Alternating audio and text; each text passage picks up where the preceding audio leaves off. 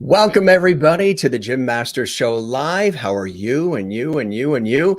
It is terrific to have you with us. We are live worldwide here on YouTube right now at Jim Masters TV. And as always, we toast all of you. We have an international audience, and it is Saturday right now. Now, where we are, we're in the United States of America. We're in the northeastern section of the United States. For all of those who are watching right now, overseas, internationally, and we broadcast this show out of the greater New York area, sort of between New York and Boston on the southern New England coast. And it's a pleasure to have you here. We toast all of our lovities. Our viewers are called lovities because we've always said that this show, this entertainment lifestyle talk show series, the Jim Masters Show Live, is all about inspiration and positivity and good vibes, which our world certainly needs. And it's all about light, love, and levity. But what happened was in the summertime, I was saying love and levity just a little too fast. And I ended up saying lovity. And then from that day forward, everybody fell in love with that word lovity. So we use that word on the show. All of our viewers all around the world who watch and enjoy the Jim Masters Show Live entertainment lifestyle talk show series call themselves the Lovities. They call me Mr. Lovity. They call the show Lovity Hall. And it's really cool. So I toast you and you and you and you, and we welcome you to our entertainment lifestyle talk show series. I hope you have a drink of your choice. It could be water, it could be juice, it could be something a little more potent, whatever you like. Although it is a little early here. It's only 1 o'clock in the afternoon Eastern. We're in the Eastern time zone. So it's 1 p.m. Eastern, it's 10 a.m. Pacific. And good evening and welcome to everybody watching in Greece as well. We know it's 8 p.m. in the evening. Normally, our show is on at 7 p.m. Eastern, noon Pacific, and we do it live every single day. But today we're actually doing two shows. We have this show now with our incredible, very special guest, live and direct from Athens, Greece, my dear friend. We've known each other for many years. I've actually interviewed him on American television on PBS during one of his very first public television specials, the one and only renowned Greek tenor and theater actor, mariofrangoulis. And we're so excited to have him here. He's live at his home in Athens, Greece. He's going to join us in just a second. And then tonight at 7 p.m. Eastern, 4 p.m. Pacific, the action continues on the Jim Masters Show Live as we welcome Billboard charting jazz and pop incredible composer, musician, and guitarist Terry Wollman. And there's going to be live music and all kinds of cool things. He's going to perform live. So that's tonight. And then tomorrow we have live from Ireland, Irish singer and songwriter, the wonderful George Hutton is going to be live from Ireland. He's going to be here and he's going to perform as well. And for those of you who love George Paris, George is going to be with us next Saturday, right here on the Jim Masters Show Live. And as you know, George and Mario are great friends, and we're all friends. We've all known each other for many, many years. So it's a pleasure. I see lots of comments here. We welcome all of you. For those of you who are watching for the very first time, I do this work professionally in the real world. I'm a television and radio and multimedia personality, presenter and host, journalist and actor, writer, producer, stage MC, and voiceover artist and narrator. And I've been doing this work for a long time. And Mario and I first met again when he was in our studio at Public Television in America. And I was interviewing him for his concert special. And we've stayed friends ever since. And that's what sometimes is great about the work you do when you stay connected with people. And Mario and I have certainly done that. We are excited to welcome our lovely viewers. We have viewers from all around the world who watch this show. And what's cool about this show, I welcome everybody who's watching on YouTube. And I encourage you to subscribe to the YouTube channel. We would love that. That would be fantastic because we have so many great shows coming up. We do these shows every single day. The YouTube channel, of course, is Jim Masters TV. Everybody is saying hello to everybody. The Ruthie 23, hello everyone. Good to see you, Ruthie. Leslie is here. Hello everyone. We like to bring our viewers in. This is a very interactive entertainment lifestyle talk show series. So I like to bring the viewers in so you feel like you're a part of this talk show. And Bidoro is here, and Ann Wozniak is here. Good to see you, Ann. Hello, Jim and Lovelies. Looking forward to spending the afternoon with everyone. And Eddie Gasparino is here. Hi, everyone. Good to see you, Eddie. And Guy Blue is here. And wow, look at all these great folks. Hello, Frangoulistas. Miss you all. Well, now everybody is reunited. The Frangoulistas are combining with the Lovities on the Jim Masters Show. We're blending everybody together today, and I think that's cool. Hello, everybody from Mar. That's great. And Helen is here. Hi, everyone. Can't wait. One of our regular viewers who watches from the Netherlands, Willie, is here. Hello, Jim, and my friend and Lovely Hall. And Suzette is here. Good to see you. And Bai is here, and Christos is here as well. Everybody's welcoming everybody. I love that. It's a very welcoming and friendly place here. Good to see all of these names. Nice to see everybody. Look at all this lovity here, huh? And we'll continue to show all these comments as we go along. One of our other regular viewers and our lovities is Juanita, who watches in South Africa. Hello, Jim and lovities. Lovely lovities. I love that. Great to have an early show. That's right. It's 20 in South Africa. It's a little bit earlier than our regular time, right? And the sun is still shining. Welcome to all the new faces. Juanita, good to see you as well. And Miss Rock 98 is here saying hello to everybody. Look at all these names. It's nice to see everyone. We have a couple of hundred comments here, so we'll go through a few, just showing you them all. Hi, Bernadette, one of our regular viewers. Hi, Jim and all the lovities. Welcome. It's good to see you guys here as well from Patras, Greece. Oh, wonderful. We love that. Fantastic. Nice to see everybody here. Hope everybody's doing well. We are living in crazy times, but Bernadette says, welcome all the newcomers. Everybody that watches our show is now considered a lovity. So all of you are lovities, all these terrific names that are here. We welcome you to the Jim Masters Show. Here, Merlin is here. There you are, Merlin. She watches regularly from Ontario, Canada. Hello, Jim and lovities. Rita Mazzella, Rita, hello. Good to see you, Rita. It's been a while since we saw each other. I think it was in New York, and it might have been at a Mario event. I don't doubt that. Rita's a great friend. We've known each other for a long time as well. Wow. Great stuff, folks. Really, really cool. So we're going to take a look at a couple more here. We welcome everybody to the Jim Masters Show live. Peter Danish is here. Peter was a guest on my show just a couple of nights ago. If you want to see that episode, we had a brilliant conversation, and it was really great. Nice to see you. Welcome you as well. Yes, all the episodes are available on our YouTube channel at Jim Masters TV. We have over 220 episodes of our show. Anne is here as well from Southern California. She's one of our regular viewers. Good to see you, Anne. Love having you here. Great collaboration, Jim and Mario, right? I agree. Again, we've known each other for a long time. And Peter is 19 degrees. No sunbathing in New York. No, not today.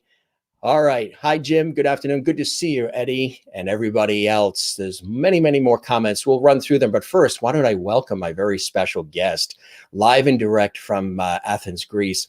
Of course, you know him for his charm and his wit and his talent.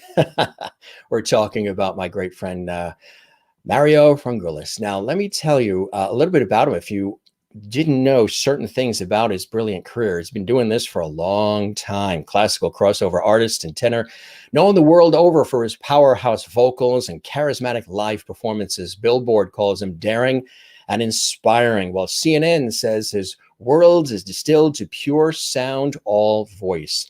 Born in Africa and raised in Greece, he studied at London's Guildhall School of Music and Drama, where he was discovered by Sir Cameron Mackintosh.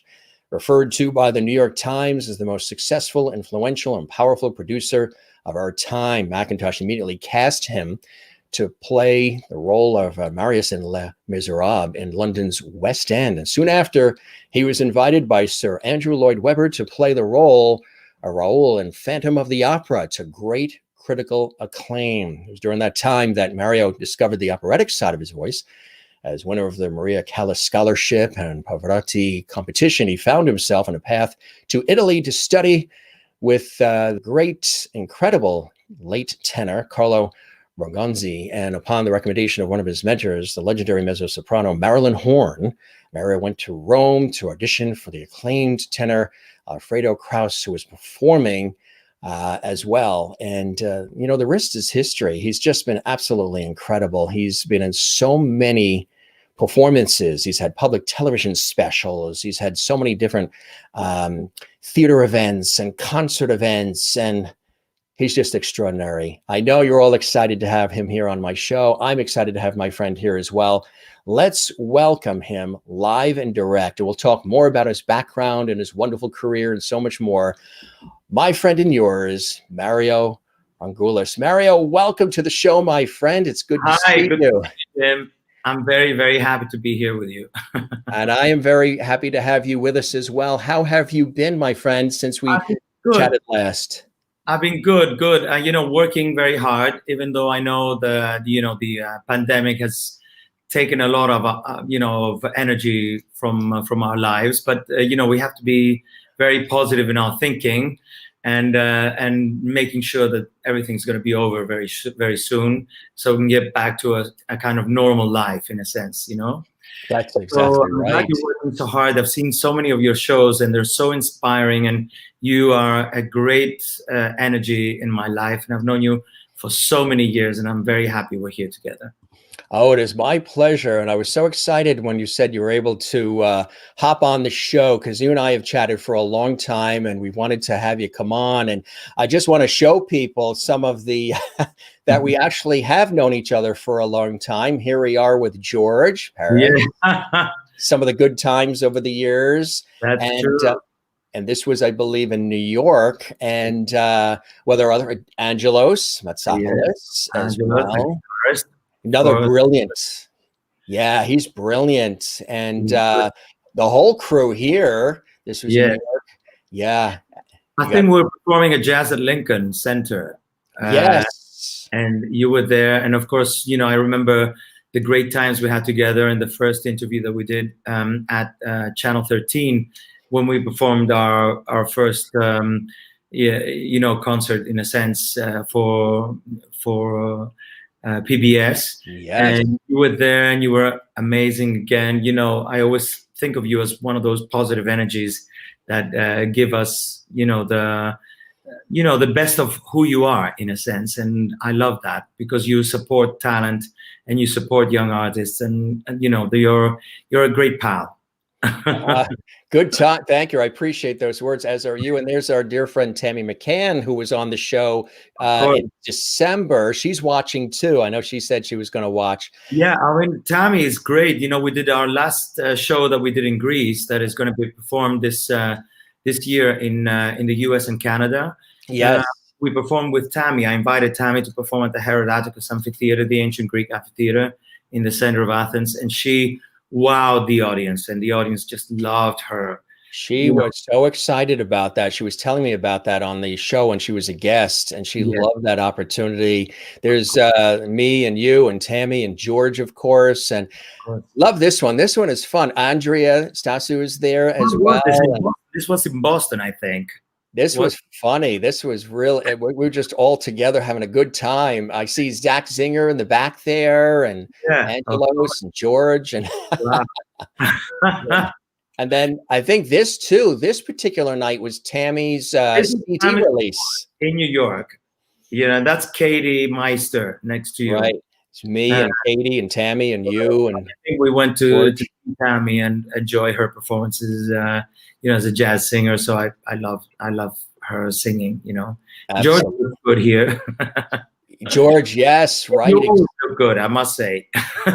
Thank you, thank you. I appreciate you do too. I mean, you and I look the same. No matter. Here's another great one of a whole group. And Nina Pineda, who was Yeah, with there you Channel go. 7 in New York, she was Yes, there. of course, Andrea's there. Yeah. Yeah, I know. She loves you. She said to me, "You're doing this interview without consulting with me." I said, "Well, I'm telling you, I promise you, it's going to be fine. Jim is a friend." Yeah. Oh shit. Yeah, I told her that you were going to be on. She says, "I'll be watching. I'll be watching." She's very excited. So you've been keeping creative during this unusual time that we've been experiencing, huh? What are some of the things that you've been doing during? Is Greece on any sort of a lockdown like England and Ireland? At the moment, because you know, after the summer, people thought that everything was fine and easy, and it wasn't really, because you know, the moment people started, you know, feeling the sort of winter colors and whatever, it became more difficult in a sense. Yeah. And I think you know, people take for granted that because of the heat and it's summertime and everything, everyone's having a great time, that nothing's going to happen to you, you know. Right. But things do happen, and we have to take this very, very seriously, and we have to follow whatever the doctors say, and you know, hope that everything is going to be solved very soon. So so we're on lockdown right now. I mean, not with thousands of victims. I mean, it's still much better in a sense than what's going on your side of the world. Yes. But still, you know, schools are closed. You know, some of the young students are going to school, but still there are all those restrictions, you know, that are happening. But we have to hope that everything's going to be over very soon. So we'll see. We'll see. So what are some of the things that you've been doing, Mario, during all of this to stay connected and to stay busy and to stay creative, my friend? Yeah, well, you know, I recorded a few shows in the last few years, also in Greece, but also in America, that I think could be a great shows in a sense for United States and Canada and for the rest of the world in a sense.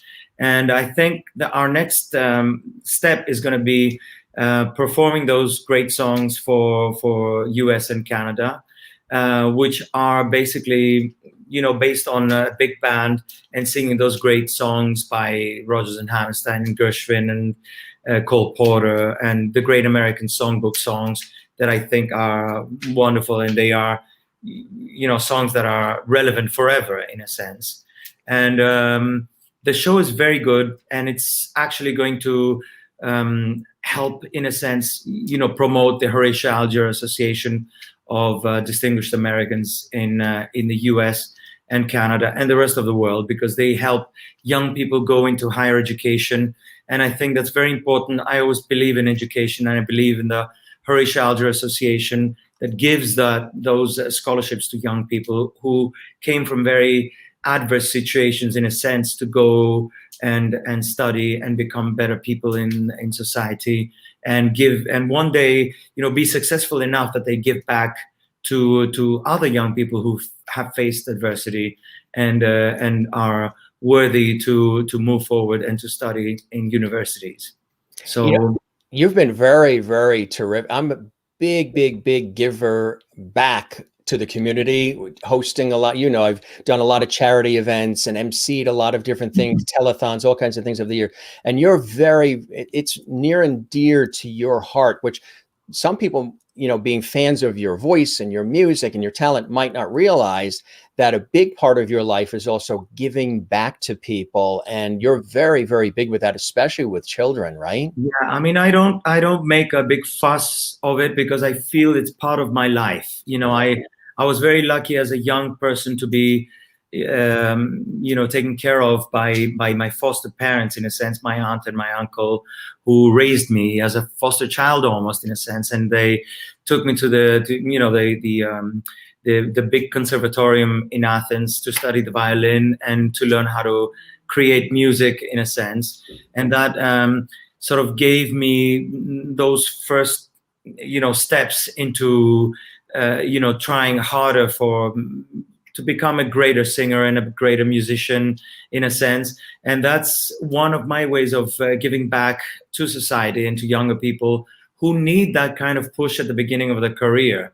I feel whatever I can do. I mean, I've done master classes, but I'm not a master. I mean, I still don't know how to sing. I try to sing, but no, truly. Yeah. I mean, I feel singing is like being a doctor, in a sense. It sort of evolves, and as you grow older, it becomes more difficult, and in a sense, it's sort of you mature through your paths in life, almost like a great wine. The more years it's been held, it becomes a wonderful wine. But you have to preserve your talent and your voice and who you are. And I think what I do now is, in a sense, with many people, not just singers, but with writers and composers and people who want to get into the business, I try to break those little obstacles in the beginning and move them to the second or third gear, in a sense, so they don't lose so many years at the beginning of their careers. And I think it's very important, in a sense, and it's very important to study. I don't believe necessarily in those in the voice and the this and the that. I think, okay, it's very impressive, and I think a lot of young people who wouldn't have the opportunity to perform or to sing for a great audience would not have that chance. And I've seen many talented young people perform in these shows, but I don't think that's the answer to becoming an actual singer or an actual performer. I think you have to study very hard. You have to go to the conservatorium or a great drama school, and you have to learn the art of performing. You have to study very hard. That's why I believe in education. And that's why I think the Horatio Alger Association, in a sense, is a very dear thing for me, because it gives the opportunity to these young people to go into higher education and achieve their dreams. Speaking of that, for the folks that are watching all around the world, who again know you for your incredible voice and your acting chops too. I know acting for you was one of the things that you were first looking to go into, and you've had an opportunity to do as well as a theater actor. What were some of those early inspirations for you as a kid growing up that inspired you to want to get into entertainment and performance and connecting with people? Was there music within the family? What were those inspirations for you, Mario, early on in your youth? Yeah, I mean, in Africa, because we were sort of Greeks that were born in Africa, in a sense, so was kind of difficult. My mother was listening to some of the great traditional singers of the old times, in a sense, singing those songs about, oh my God, it's so hard to be away from my family and in another country and away from my own land and that kind of thing. And of course, I didn't understand anything because I was very young. But when I came to Greece, I sort of realized that, okay, my mother was right to be singing about this. And of course, people who live outside of Greece, in a sense, miss Greece more than Greek people who live in Greece, because they don't take things for granted the same way that Greeks take Greece for granted in Greece.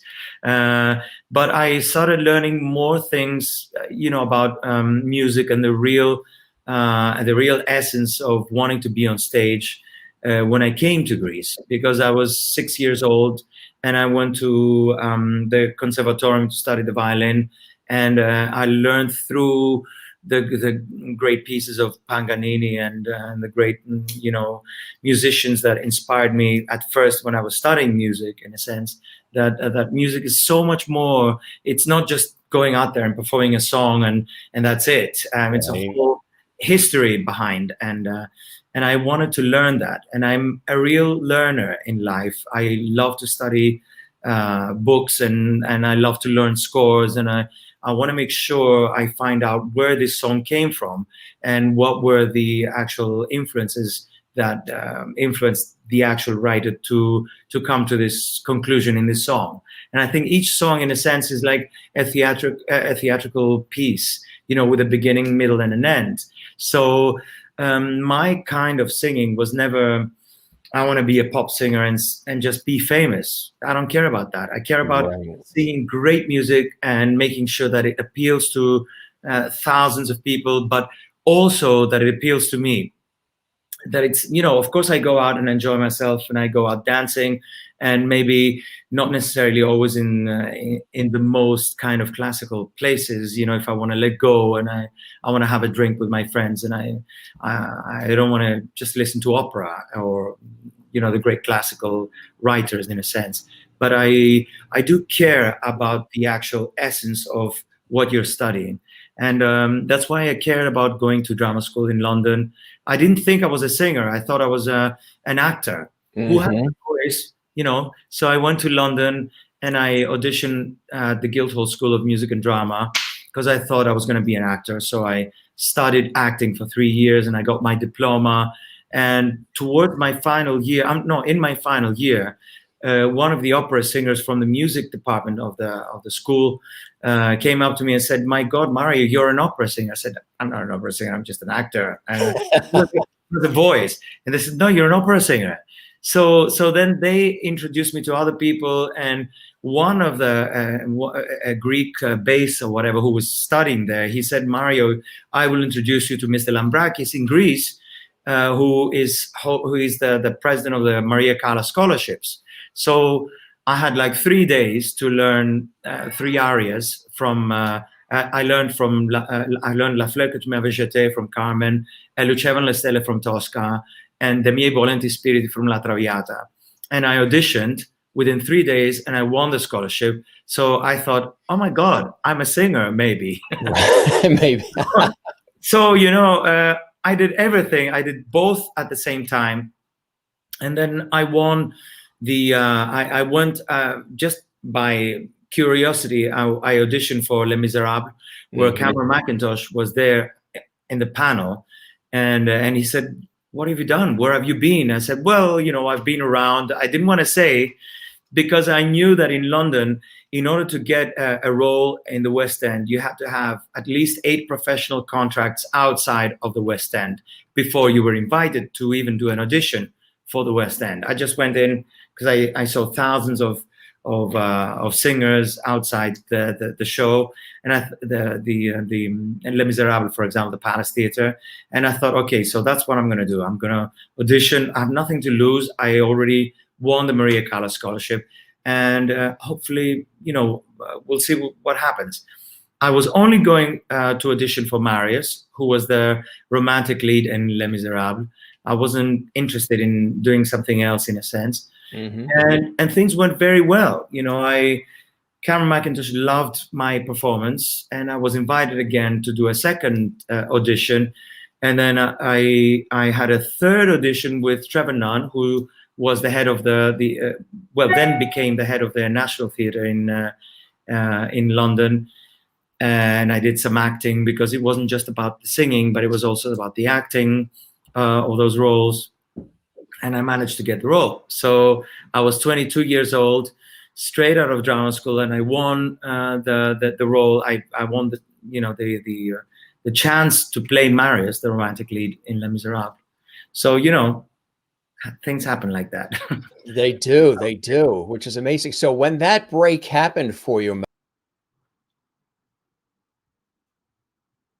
what was that like? I mean, that was a big break, and it came along, you know, at a relatively early age for you. What was that like? You must have been pinching yourself, my friend.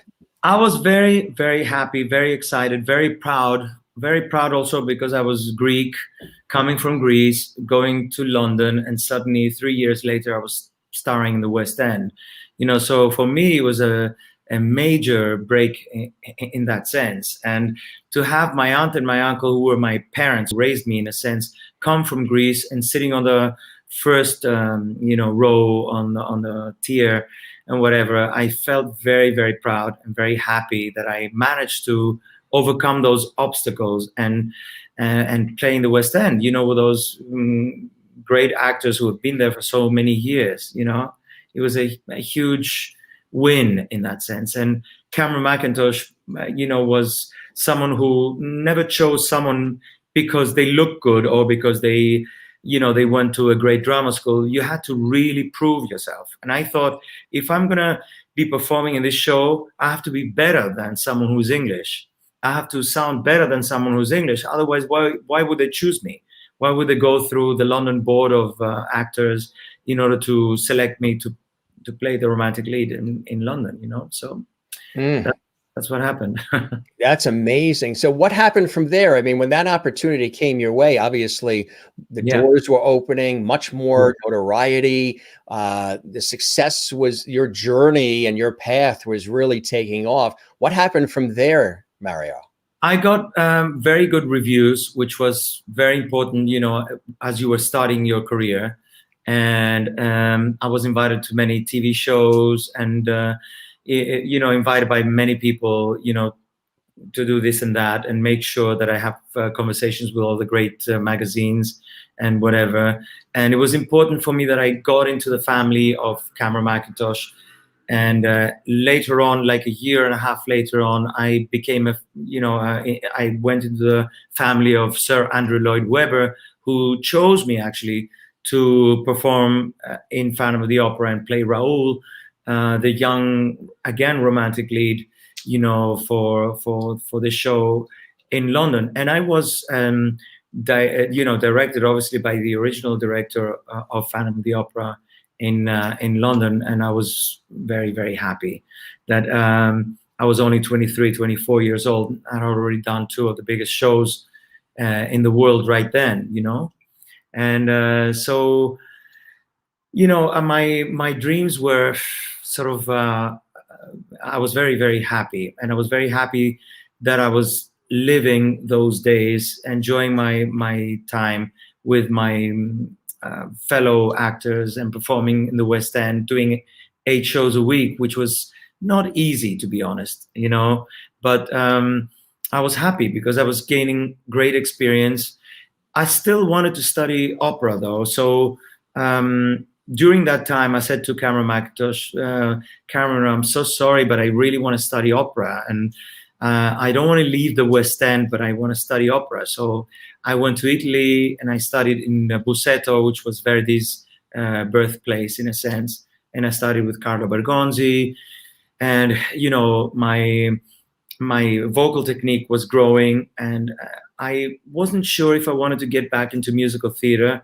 Not because I don't love it, I love it, but I thought if I go back into musical theater, it has to be something amazing. It has to be some, a show that is written for me by some composers or whatever. Otherwise, what's the future? I'll be playing second casts in a sense all my life.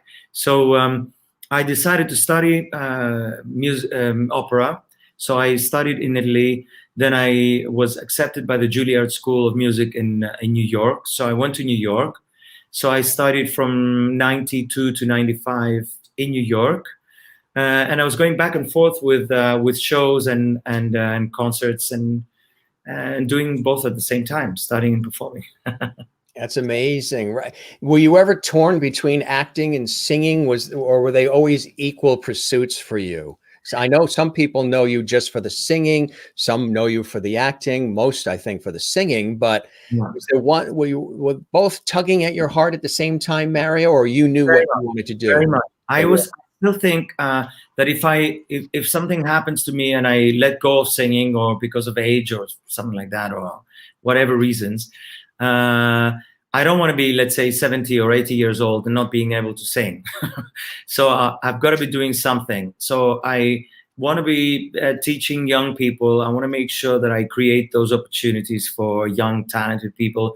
But I also want to be acting a lot. Like I did many ancient Greek plays and a lot of Shakespearean plays and modern plays and, Beckett and also, some of the great shows that I love performing, also acting and singing. So we'll see. I mean, I think I'm going to end up being an actor, you know, putting my suit on as King Lear or Hamlet or whatever it is. I'll be playing Yes. it. Well, And letting go of my singing one day. We'll see. We'll see. I mean, I played Prometheus Bound and I played Dionysus in Bacchae. I've done many ancient Greek shows and playing in Epidaurus, this beautiful ancient Greek amphitheater holding 14,500, 15,000 people in every show. I've done 4 shows there, and I enjoyed the performance and wearing the makeup and performing these great, you know, plays. You know, I thought that's what I was born to do in a sense. So we'll see. absolutely, my friend. I want to take us through. We have some really fantastic photos talking about some of these amazing moments and times in your life. And we'll pull up some really cool photos that might be actually exciting and new for some of our viewers watching. We welcome everybody. If you're just joining us, I'm your host, Jim Masters. You're watching the Jim Masters Show live entertainment lifestyle talk show series. My great friend and the multi-talented, renowned Greek tenor, theater actor, mariofrangoulis is here live from Athens, Greece, joining us here on our show, which originates from the United States. We do this show every single day. And look at that. Wow. Yeah, this was in Epidaurus, actually. This is me playing Achilles in 2004, the Olympic Games year. I thought, okay, if Brad Pitt can do it in the movies, I can do it in the theater in Epidaurus. So no, just joking. But yeah. I mean, this was the troubled kind of Achilles in a sense. There are 3 stories in this, and I was very happy that I played Achilles in these, the warrior who had, you know, just lost his great friend and is about to go on battle and win the actual, you know, the battle in a sense. And he's torn between himself and his feelings and his love for his country. So this is a very good photo, actually. It absolutely is. Absolutely is. Here's another one. Oh, this is Raoul in Phantom of the Opera. This is London. Yeah, many years ago again. This is 1991. That was just yesterday. Just yesterday, right? Just yesterday, exactly. I mean, do I look any different? No.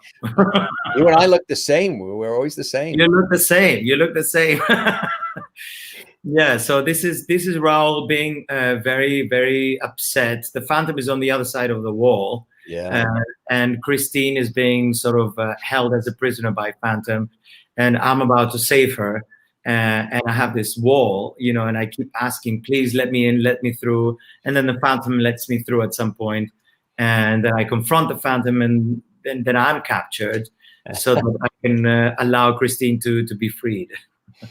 What was that like being, I mean, to have Sir Andrew Lloyd Webber sort of say, hey, you know, Mario, we want you to be a part of this? That had to be extraordinary. I mean, that's such a piece of work that continues on today, London and New York and national tours and all.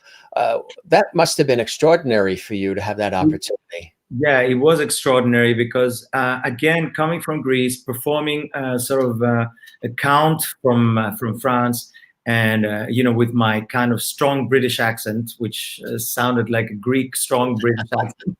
No, I had a few things, but I had worked on it. You know, it's much easier when you sing, then the accent is much better. Yeah. But to have Lloyd Webber and his team select me for this role, in a sense, was great, and the idea that Lloyd Webber obviously felt and still feels that Phantom of the Opera is almost like an operatic piece, and that's why you have Carlotta and you know the managers or whatever having some operatic voices, and I had a more operatic voice than any other Raoul that has ever appeared in the show, in a sense, and I was very young. I mean, in the beginning, we had, I was kind of torn between what Cameron said. Cameron said, you have to wear a blonde wig. And I was like, no, because I'm going to look like a bad version of my mom. So I decided that I have to be sort of dark haired because it suits me better. And I thought, okay, so I'm going to be singing Raoul like this. And I think the Viscount of France could have had dark hair. It doesn't have to be Greek in a sense, but I really looked terrible in a blonde wig. So we ended up doing this, and it was a great cast, and I loved the idea of performing in London, playing Raoul, and having some great moments on that stage. It was really great. That is absolutely amazing, and kudos to you, just really pulling it off so beautifully. There's another shot here. Yes, this was Les Miserables. This was actually one of the first photos I took on stage. This was 1988, performing Marius in Les Miserables at the Palace Theatre. That's before it transferred to the Queen's Theatre. This was at the Palace Theatre, and I was very, very proud and feeling very easy into playing this role, even though the situations were not easy that got me into the show, because I auditioned, I got the role, and then it was very difficult because the London board wasn't accepting me in a sense, and we, I was very proud to be Greek and someone who went in and fought and performed, in London, and to play the romantic lead was incredible. And also Marius is very, very close to me as a character. He fights for his love, he fights for his country, for his friends, for his ideals. He believes that this battle is going to be won, and it was won in a sense, on a personal level, because I became very good friends with the cast, and we had amazing relationship with the audience, and great people who were becoming my fans, my first fans, since 1988. That was like many years ago. That was like 32 years ago, Jim. What? I know.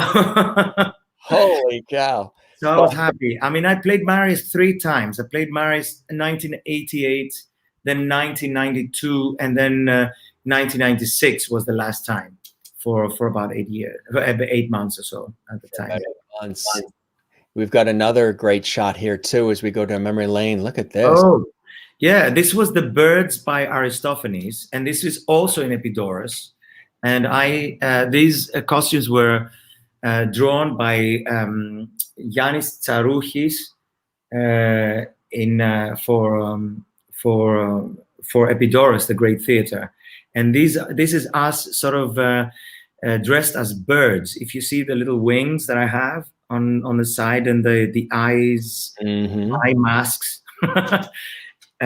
So this was a very historic performance that I actually was performed also in America and in Epidaurus, and it was a huge success. One of the most important plays and musicals, in a sense, that Manos Hatzidakis and the theater group of Carlos Kuhn performed. I love what some of the viewers are saying. Thank you, Jim, for not interrupting Mario often. And Jenny Butler watching says, thanks, Jim, for letting him speak without interrupting like a lot of interviewers. I guess a lot of Jenny. Hi, Jenny. She's great. I guess. Yeah, I like to, we want to learn about the guest, and you and I know each other for a long time, and I want to share your stories. And I look at it like a conversation. This isn't an interview. I've known you for years. You've known me. An interview is, okay, question, you answer, question, you answer, question, you answer, and then we're done. This is a free-flowing, non-scripted conversation, learning about you. Much better, Jim. Much better than, people ask you, what was your favorite role?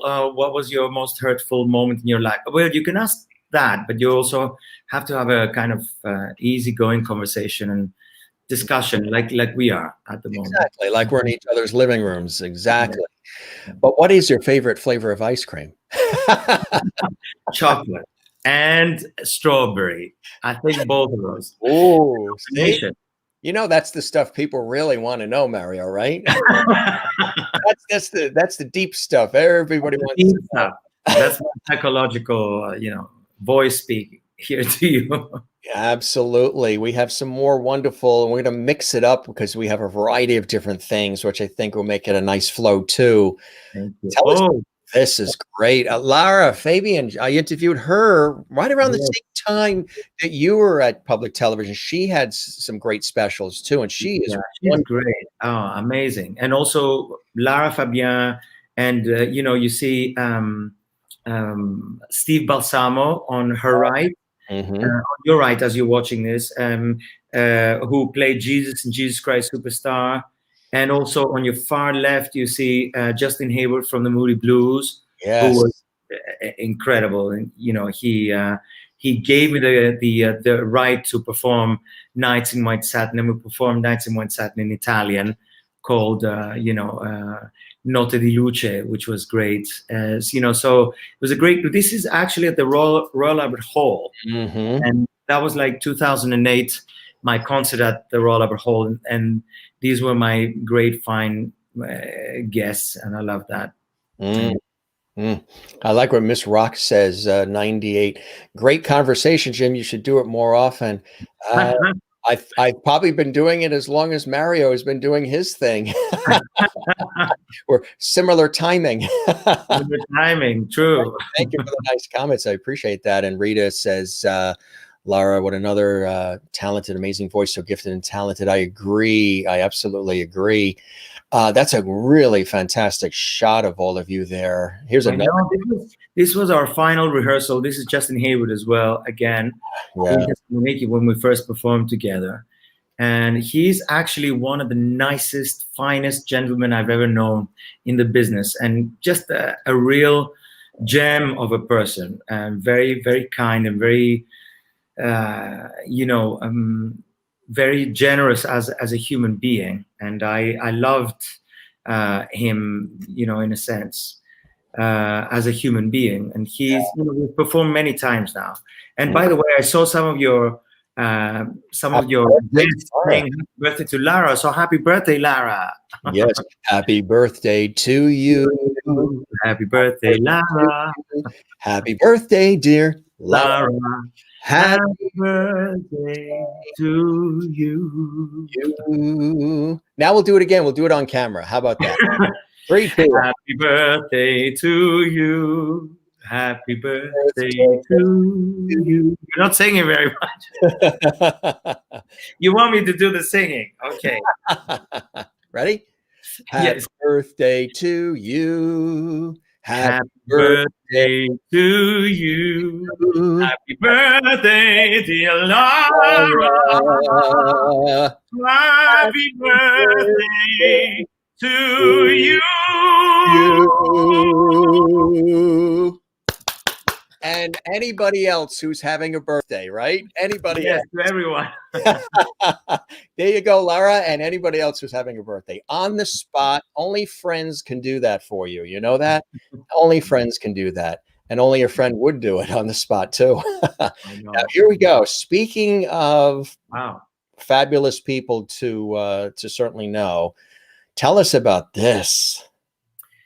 Well, he's one of my favorite world leaders in that sense, and I love his mind and the way he speaks to people, and he inspired me so much. You know, this was in Canada, actually. We were performing a concert that was to benefit the Dalai Lama friends and himself, who was at the time invited in Canada. And this, in between, actually, is Betty Williams, who was, she's a Nobel Peace winner. And I loved the idea that that she invited me to this, to meet the Dalai Lama, His Holiness. And for me, it was incredible because he was an amazing person, someone who believes in peace and believes in equality and believes in people.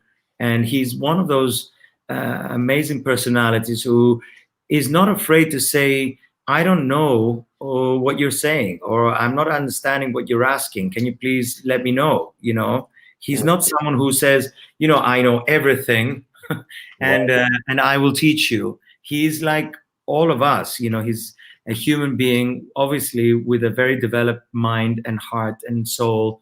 And he's someone that I admired so much all my life, and someone that I had the pleasure of meeting in Canada at that time. And Betty Williams, I love her. Unfortunately, she's not with us anymore, but she gave the world so many of her gifts. You know, she believed in children's rights, and she was a founder of the WCCCI, which is the World Centers of Compassion for Children International, and basically invited children who were from broken families or from homes that were, broken from wars and war situations, and brought them to Italy and raised them through families, and until they became well enough and able enough to go back into society. I thought that was great work, and it was great work that the Dalai Lama was actually involved with this, and had made Betty Williams one of his best friends. And I love the idea that there are such great people around us that make us feel more secure and more healthy, in a sense, because it is a very difficult world that we live in, with so many wars and people wanting something else, and financial advances and whatever it is. And and in a sense, I don't mean to say that, but I'm happy that you have a new president in the United States, because for me, even though I thought there was a lot of what Trump did that I kind of liked, in a sense, I think most of what he did I didn't like, and most of who he was I didn't like. And I like the idea of the change, and I like the idea that Jim Biden actually is on now. I think it will be a new America, much more secure and much more refined, in a sense. I feel that this is the right time, in a sense. And congratulations to America for choosing Biden. And I don't know who you believe in, but if you believe in Trump, I'm going. But after everything that's happened here in the past 3-4 days, it's time for. I know, we all saw that. I was like, I couldn't believe what was going on. Each day just tops the next. It's been a rough period. So I think everybody needs to breathe, and I've been saying that too. I've been saying that even with everything that's been going on around the world, with this global pandemic, and with just everything that's been happening, the economic losses and civil unrest. And I know. Well, this is the most important thing you said, Jim. Yes. That people feel insecure. They don't know where they're going, what they're doing at the moment. People are trying to get themselves back into a normal life, in a sense, and trying to work hard and be back together and feel that they can walk on stable ground, in that sense. And I think a lot has been happening in the last few years that has made people feel very insecure about themselves, their lives, their careers, everything, in a sense. And I think this is a good time. I think 2021 is going to be a much better year than 2020. And I'm very happy that it started like that. Absolutely. I keep telling everybody, I hope that we rise from the ashes of everything that we've experienced, more compassionate, more loving, more empathetic, more creative, more collaborative, less divisive. And we realize that everybody has value on this planet. Everybody has a voice. We should listen as opposed to always speak and always talk. We should allow everybody to come to the table. We should create and celebrate life, because life is very short. And as we've seen in the last many months of 2020 and now into 2021, life is precious and very fragile. Anything can happen. So I'm hoping that through all of this, we sort of rise more loving and empathetic, because we were, and I've said it on this show multiple times before all of this happened, where we had to social distance for our own health and the health of our family and community, we were already starting to social distance. Everybody had their heads stuck in the cell phones and everybody just stuck on social media and nobody coming together. And I think I've said this a couple of times. I think what happened, Mario, was that back in the spring, three energies came together: the divine, planet Earth, and Mother Nature. And they said, you know what? We don't like what's going on. We don't like what's happening, what you're doing to each other, what you're doing to the planet.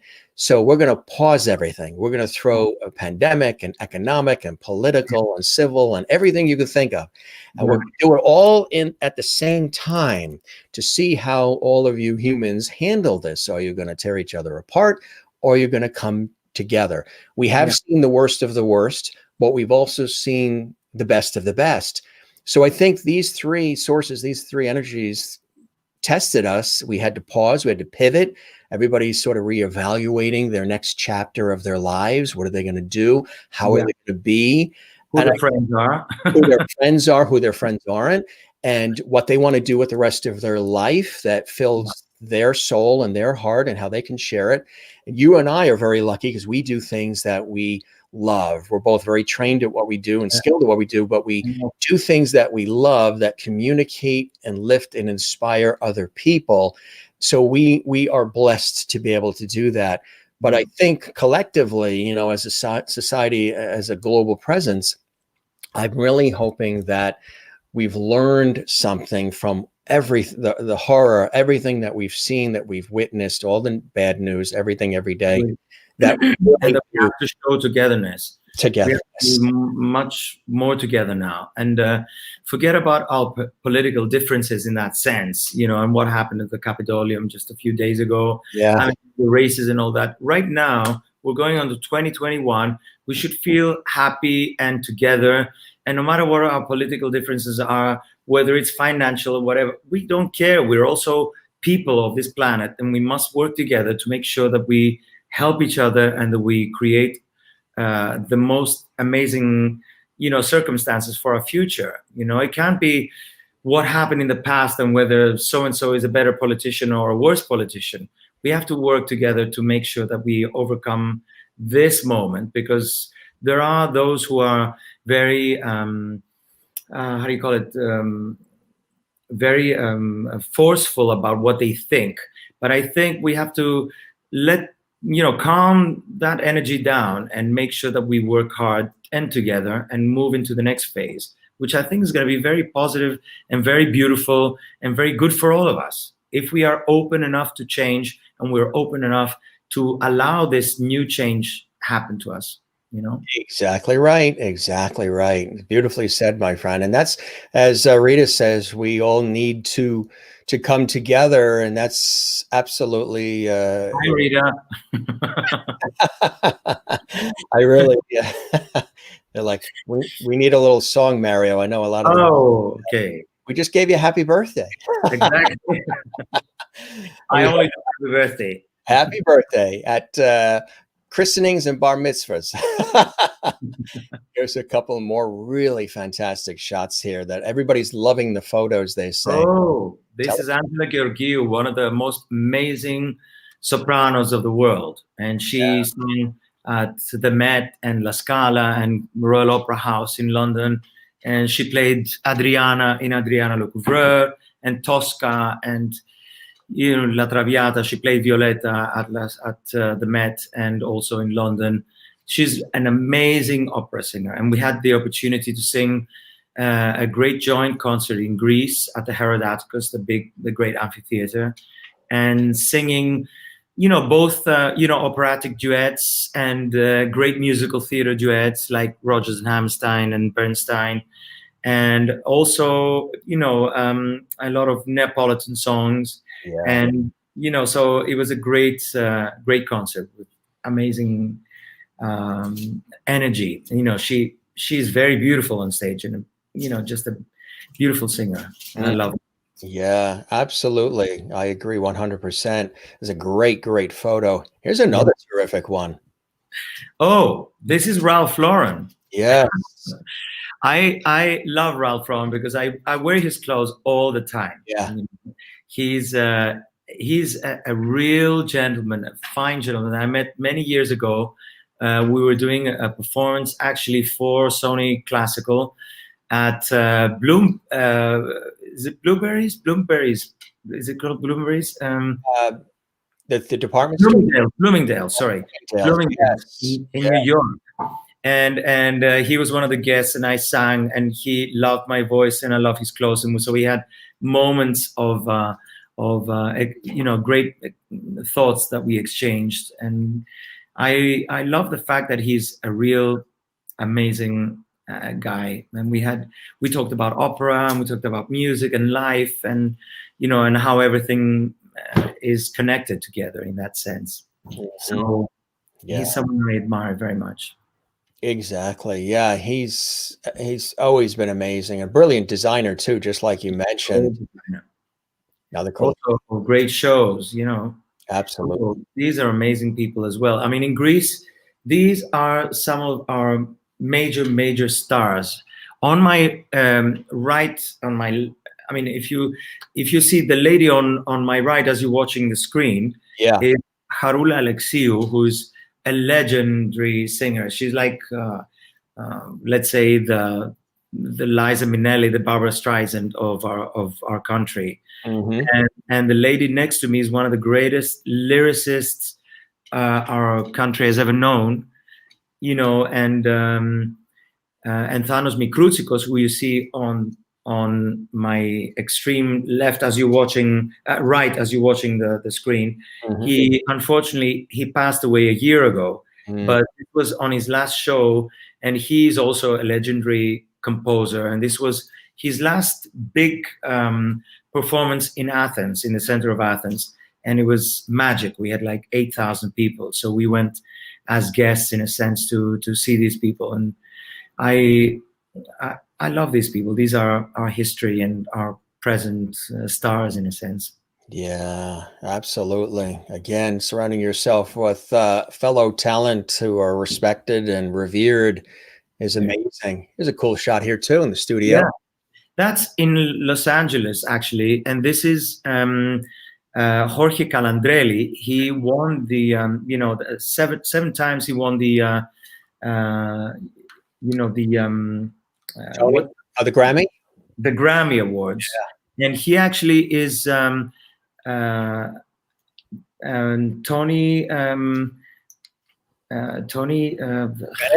God, the very famous American singer, Tony Bennett. Tony Bennett, great orchestrator. And I love him because he's got a beautiful energy, and he was up for an Oscar for Crouching Tiger. And for quite a few other film scores, and he's a great conductor, a composer, a producer, and he actually composed and orchestrated my Christmas album called Tales of Christmas, which was some time ago that we actually recorded at Abbey Road Studios and at Capitol Studios in Los Angeles. So I love this man. He's beautiful heart, and he's an incredible singer, incredible producer and composer. Yeah, it's great to have an opportunity to work with real professionals, and here you're doing your thing in the, I love that show. Oh, this was Abbey Road Studios, kissing this mic. On this mic, you had Ella Fitzgerald sing on this mic. Oh, really? So I love the opportunity of performing those great Christmas songs, and not only songs, but also holiday songs and songs that I loved singing so much, like, for example, Smile, that Charlie Chaplin composed. Oh, yeah. And many of those great, like Nature Boy, for example, that, sung by some of my favorite singers in the world. And I loved performing in that studio. And, this is actually one of my favorite mics. I love the idea that it picks up the whole,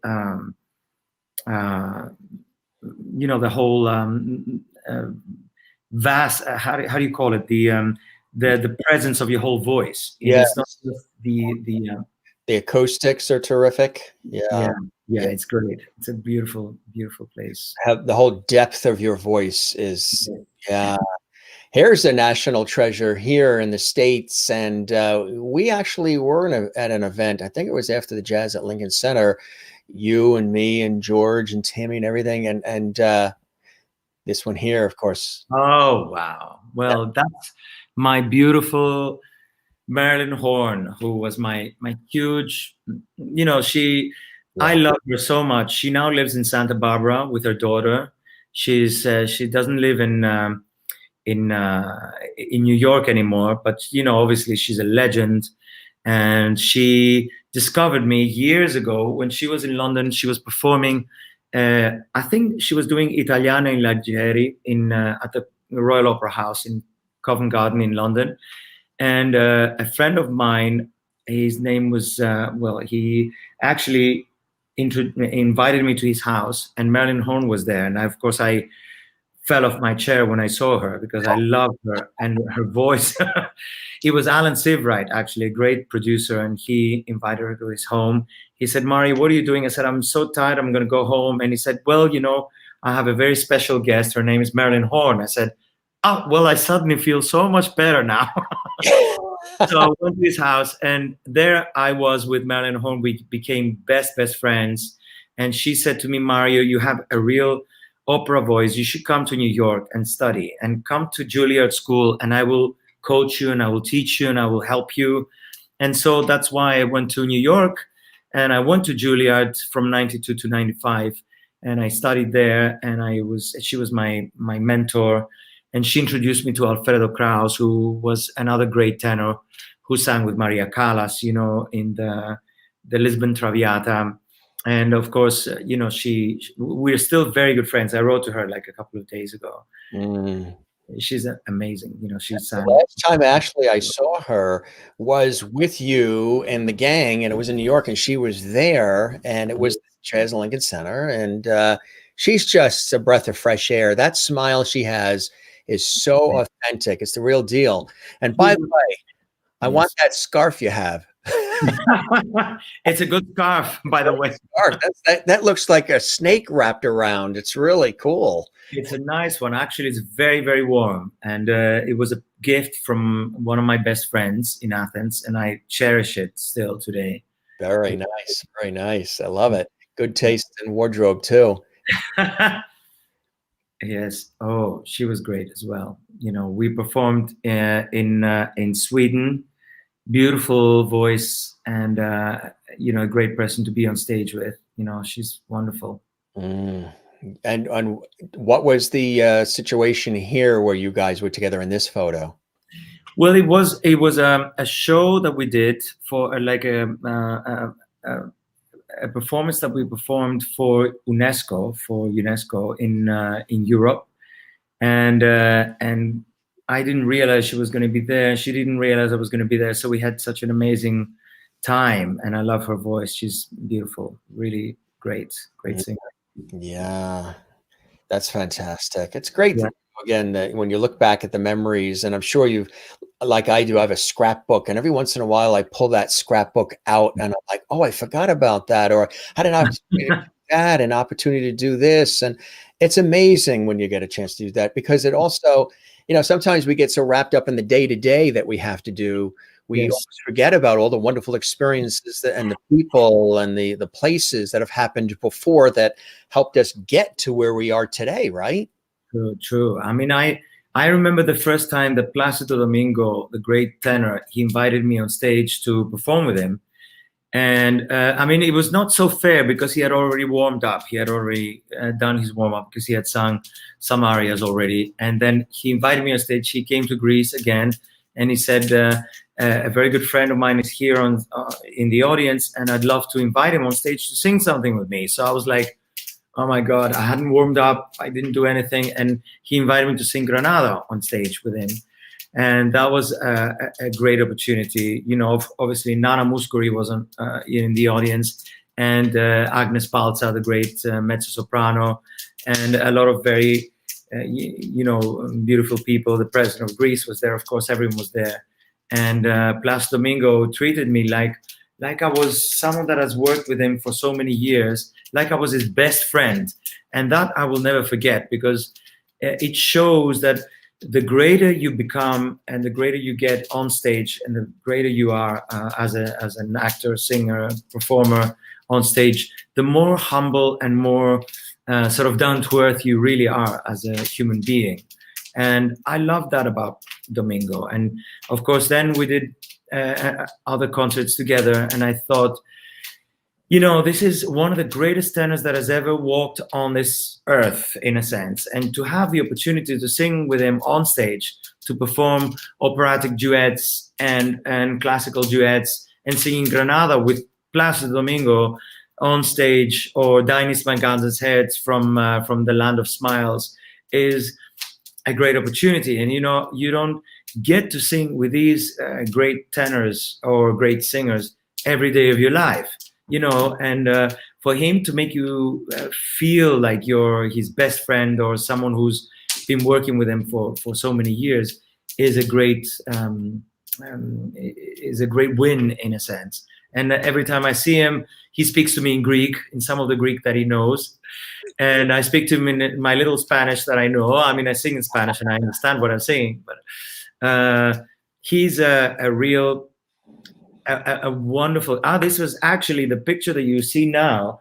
It was after one of the concerts that we performed in Cyprus, and again he was so generous and so wonderful, and a really loving, let's say, colleague. I would say, I can't say colleague in the whole sense of the word, because we never sang an opera together in that sense. But the way he treated me at the concert, and how we shared the program, and how we shared the lyrics and the music and the duets that we sang, was really fantastic. And I love Plácido, and I will love him forever, because he's been one of the greatest inspirations of my life, you know.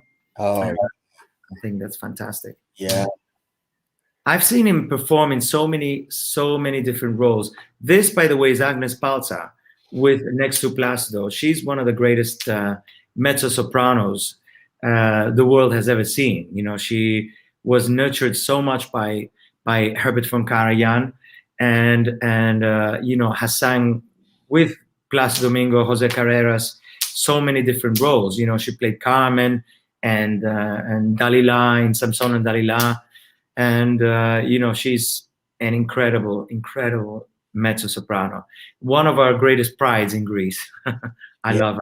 You know, she's great. That's fantastic. Again, I love the way you're paying homage to all these fabulous people that you've had an opportunity to. And Agnes saw me in London when I performed in Les Miserables she actually saw me in 1989. She came with her sister, and she was like, "Oh my God, Mario, you're such an amazing singer and whatever, and you know, let's all do it together for Greece and for our, you know, as a tribute to our childhood, in that sense." This is cool shot.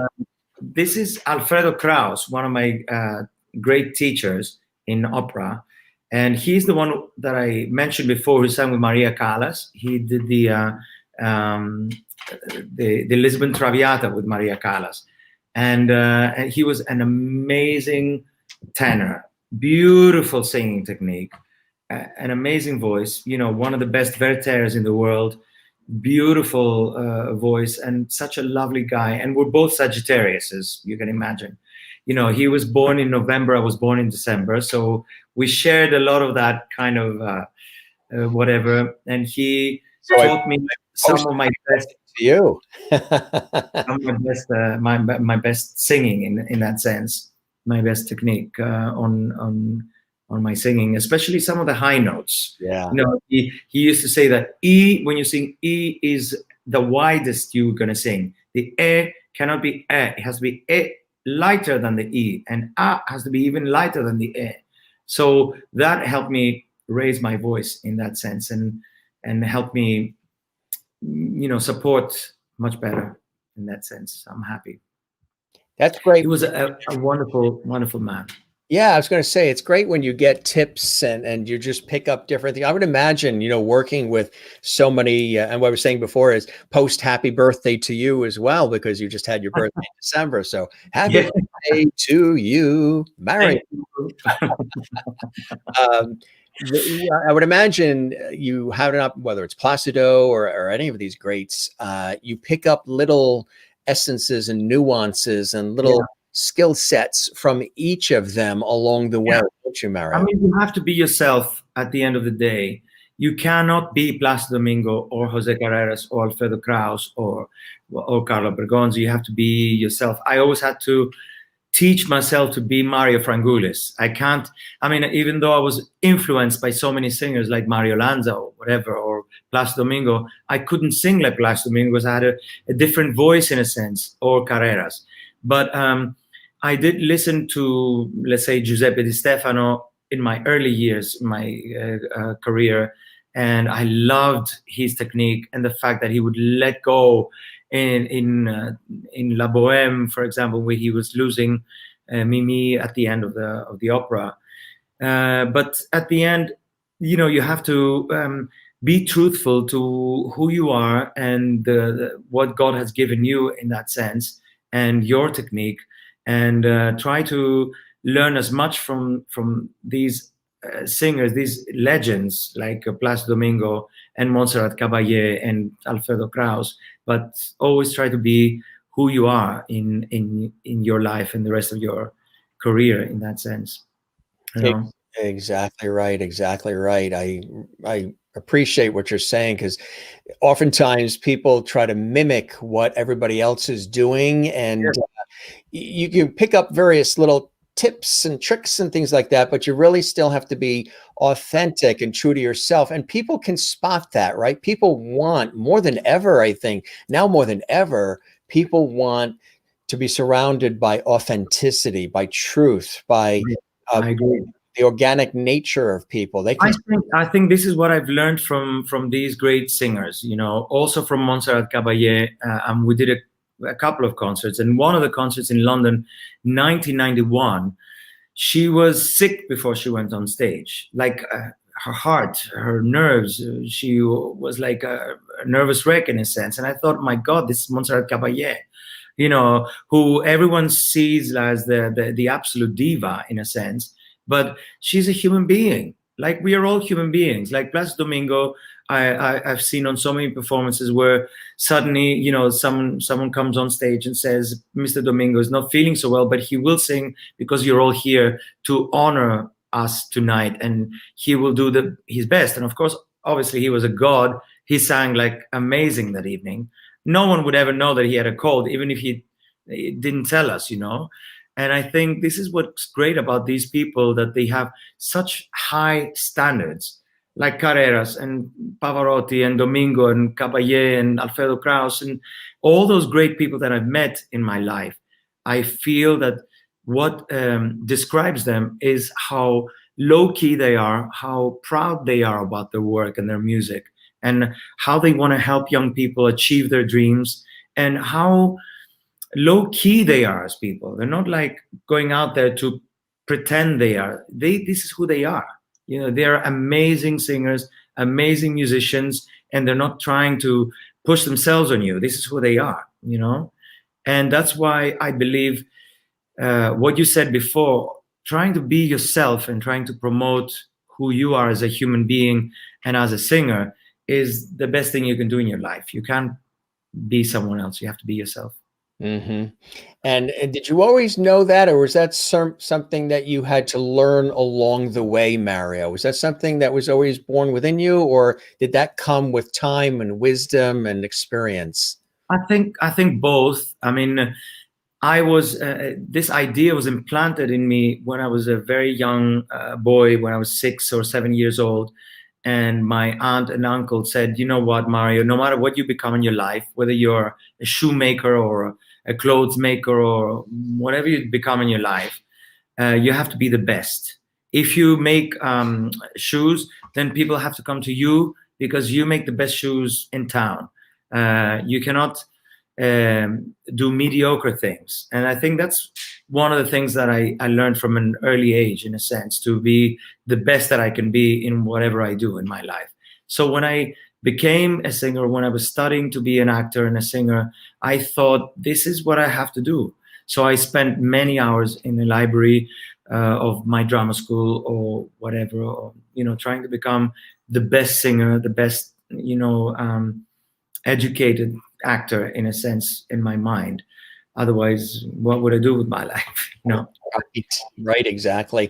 And that's something that's important. Just continue to, enhance the skill set and continue to look at life in different ways, because, life comes at us in different ways, and we change and we grow and we learn, right? And that's what it's all about. Keep learning, always keep learning. I know, keep learning and keep working. Domingo said to me once, I said, what's your secret? He said, I don't have a secret. He said, I give you 3 words. It's work, work, work. If you work, somebody will see you, they'll offer you some more work, but you have to be best in what you do. If you sing well, or if you act well, or if you are the best businessman, or if you are the best interviewer or the best journalist or something like that, then someone will see you, they will promote your career, or you can promote your career until someone sees you, or whatever. These things work together. I think work breeds the best out of you, and you have to make sure that you continue on this path of greatness throughout your life, in that sense. Yeah, beautifully said. I agree 100%. And that's what it is, because to us, there's a lot of work involved, because we make, you and I, and we make everything that we do look so effortless and so easy, but there's so much blood, sweat, and tears, and emotion, and time, and sacrifice. And oh my God, people think that you go on stage, that you make so much money, and that you are the rich, kind of very famous mariofrangoulis, but it doesn't work like that. I work harder I work very, very hard. Wake up in the morning, I have to study, I have to make sure that my voice is in good shape, I have to make sure that I go to my lessons, I still do my physical exercises, that everything's done very well. I make sure that, if I have a concert, that the poster is amazing, that the concert performance, the content of the concert is amazing, the musicians are great, that we perform many hours of rehearsals, so that everything on stage just becomes perfection, when you go out to the audience. I don't want to say something, then it's something else with my audience. I want to make sure that I am honest, and that whoever pays a ticket to come and see my show, they are very happy. They're like, okay, this is money well spent, but I don't see myself as an entertainer. Otherwise, I would do other stuff, other things, or whatever. I feel that I dedicate a lot of my life into studying and work on my craft more and more each day of my life, more and more, and try to perfect what I do in the best possible way, and find new ideas to perform, and make sure that everyone's involved, and that the audiences love what I do, or if they don't, then I'll have to find something else that will be close to what they like. But mostly I do what I believe in. I don't do things to be famous or to be rich. I do things that I love and enjoy performing, and then hopefully that will mount into something one day. We'll see. Are you kidding? It already has. You're so humble. Someday. It's already begun. It's already there. It just continues to grow. So I always love that about you, Mario, is you're so humble about it all, which I think I tend to be that way too. And yeah. When I hear compliments and I hear accolades, sometimes it takes me a while to actually hear it and absorb what they're saying, because you sound like me in many different ways, that you're very particular, and you work very hard, and you strive for excellence, and you want everything to work beautifully, and everybody to enjoy and really feel it, not just hear it and see it, but really be left with a depth of understanding of what you were trying to project and present. And I think that's it's a beautiful thing to be able to understand that and to share that with people. And when the accolades come and all the attaboys and the feedback and sometimes you can step back and say, wow, that's from me, because just focused on the work and making sure everything is presentable in a beautiful way. And but I think that's a very good place to be, and you've always been that way, and I tend to be that way too, because our heads don't get too big. We keep focused on what we're supposed to do and what we want to do and what we want to share with people. And Jim, you're amazing doing that. You know, you have a great feeling, and you have a great relationship with your audiences, and people love you for that, because you're genuine and you care about what you do, and you want to present the best issues, or the issues that actually matter to people, and you present people that you believe in presenting, because this is who you are. You're a genuine guy, and I love that about you. You're always so much there with your feelings and your thoughts and your mind and your heart and your soul. And that's why I was happy to not just say yes, I was jumping into doing this conversation with you, really. I know you're very excited. I was very excited to have you here as well, because I just wanted to even catch up, just to, it's almost like you and I are chatting on the phone or in each other's living room, and we're having a conversation. It just happens to be that the world is watching at the same time. It's kind of cool. It's got a cool vibe to it. We have some more fabulous photos. People are loving the photos, my friend. Tell us, look at that. Wow. This was my first concert with Montserrat Caballé. And Samuel Rami, that you can see at the back. Actually, Alan Seabright is behind me, right behind me, who introduced me. And he actually wrote the last interview with Maria Callas in London. And so this is actually the one where Montserrat Caballé was not feeling so well that day, because she was very nervous. It was a gala evening where Lady Diana was present. It was called Serenade to a Princess, and Lady Diana was there in that evening, and it was actually at the Whitehall Palace, and we performed there, and it was an evening that was going to support the Royal Ballet, and it was kind of a tribute to Margot Fonteyn. So I was very, very happy that, this was like 1991, actually, May of 1991. I think 20th of May, 1991. Wow. I was very, very excited, because meeting a legend like Montserrat Caballé and of course, Samuel Rami, and all the other singers, all the other singers, I can't remember their names necessarily, but they are incredible singers who are performing to excellence now in London, especially. But Caballé was like a legend that I've known her work for so many years, and she performed with Alfredo Kraus many times, and of course with some of my favorite opera singers. And I was sharing a dressing room with I was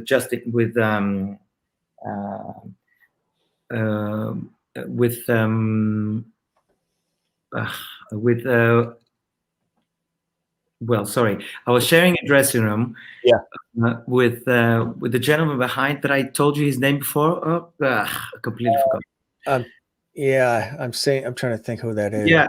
Anyway, and he said to me, "Don't worry," because I was very nervous. My knees were trembling, and he said, "Just have some tea, and don't worry, and just be relaxed, and sing as well as you possibly can." So I sang an aria from Elisir d'Amore and an aria from La Traviata. And, the audience was very happy, and I was very happy to be singing those. Samuel Rami, sorry. Rami, right. And he was like very gentle and very generous, and I sang very well. So, and Montserrat Caballé was just incredible that evening. Everyone, it was a beautiful evening, because it was a lot of ballet dancing, and some of the top ballet dancers of the Royal Opera House in London. And Lady Diana was just a beautiful lady, and very, very gentle, and so beautiful. She looked so much more beautiful than you see on TV or on pictures in real life, Stunning. Absolutely. And a beautiful personality as well. Beautiful heart and spirit, wouldn't you say? Definitely. She helped me so many charities, and she's always been there for her family. And, no matter what her issues were with Prince Charles, I think she was, she was on the right path, in her life. And even though she was hurt as a personality, as a person in her life, she still managed to give out so much of her heart and her soul to people and to so many young people who needed her help. Well, you do that as well, my friend. You do that as well through your music and through acting and just through conversation. And that's something I've always admired about you. Look at this wonderful shot here, being blessed as we speak. Yes. This is our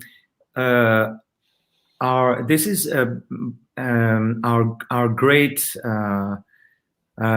This is our Archbishop. Is it Bartholomew? I think it is. Yeah, from Istanbul, in Istanbul, and I love this man. He's just an incredible heart and spirit and mind, and he's just someone that we adore. He's like, our let's say, as in Rome, you have the Pope. The Pope. He's our Pope.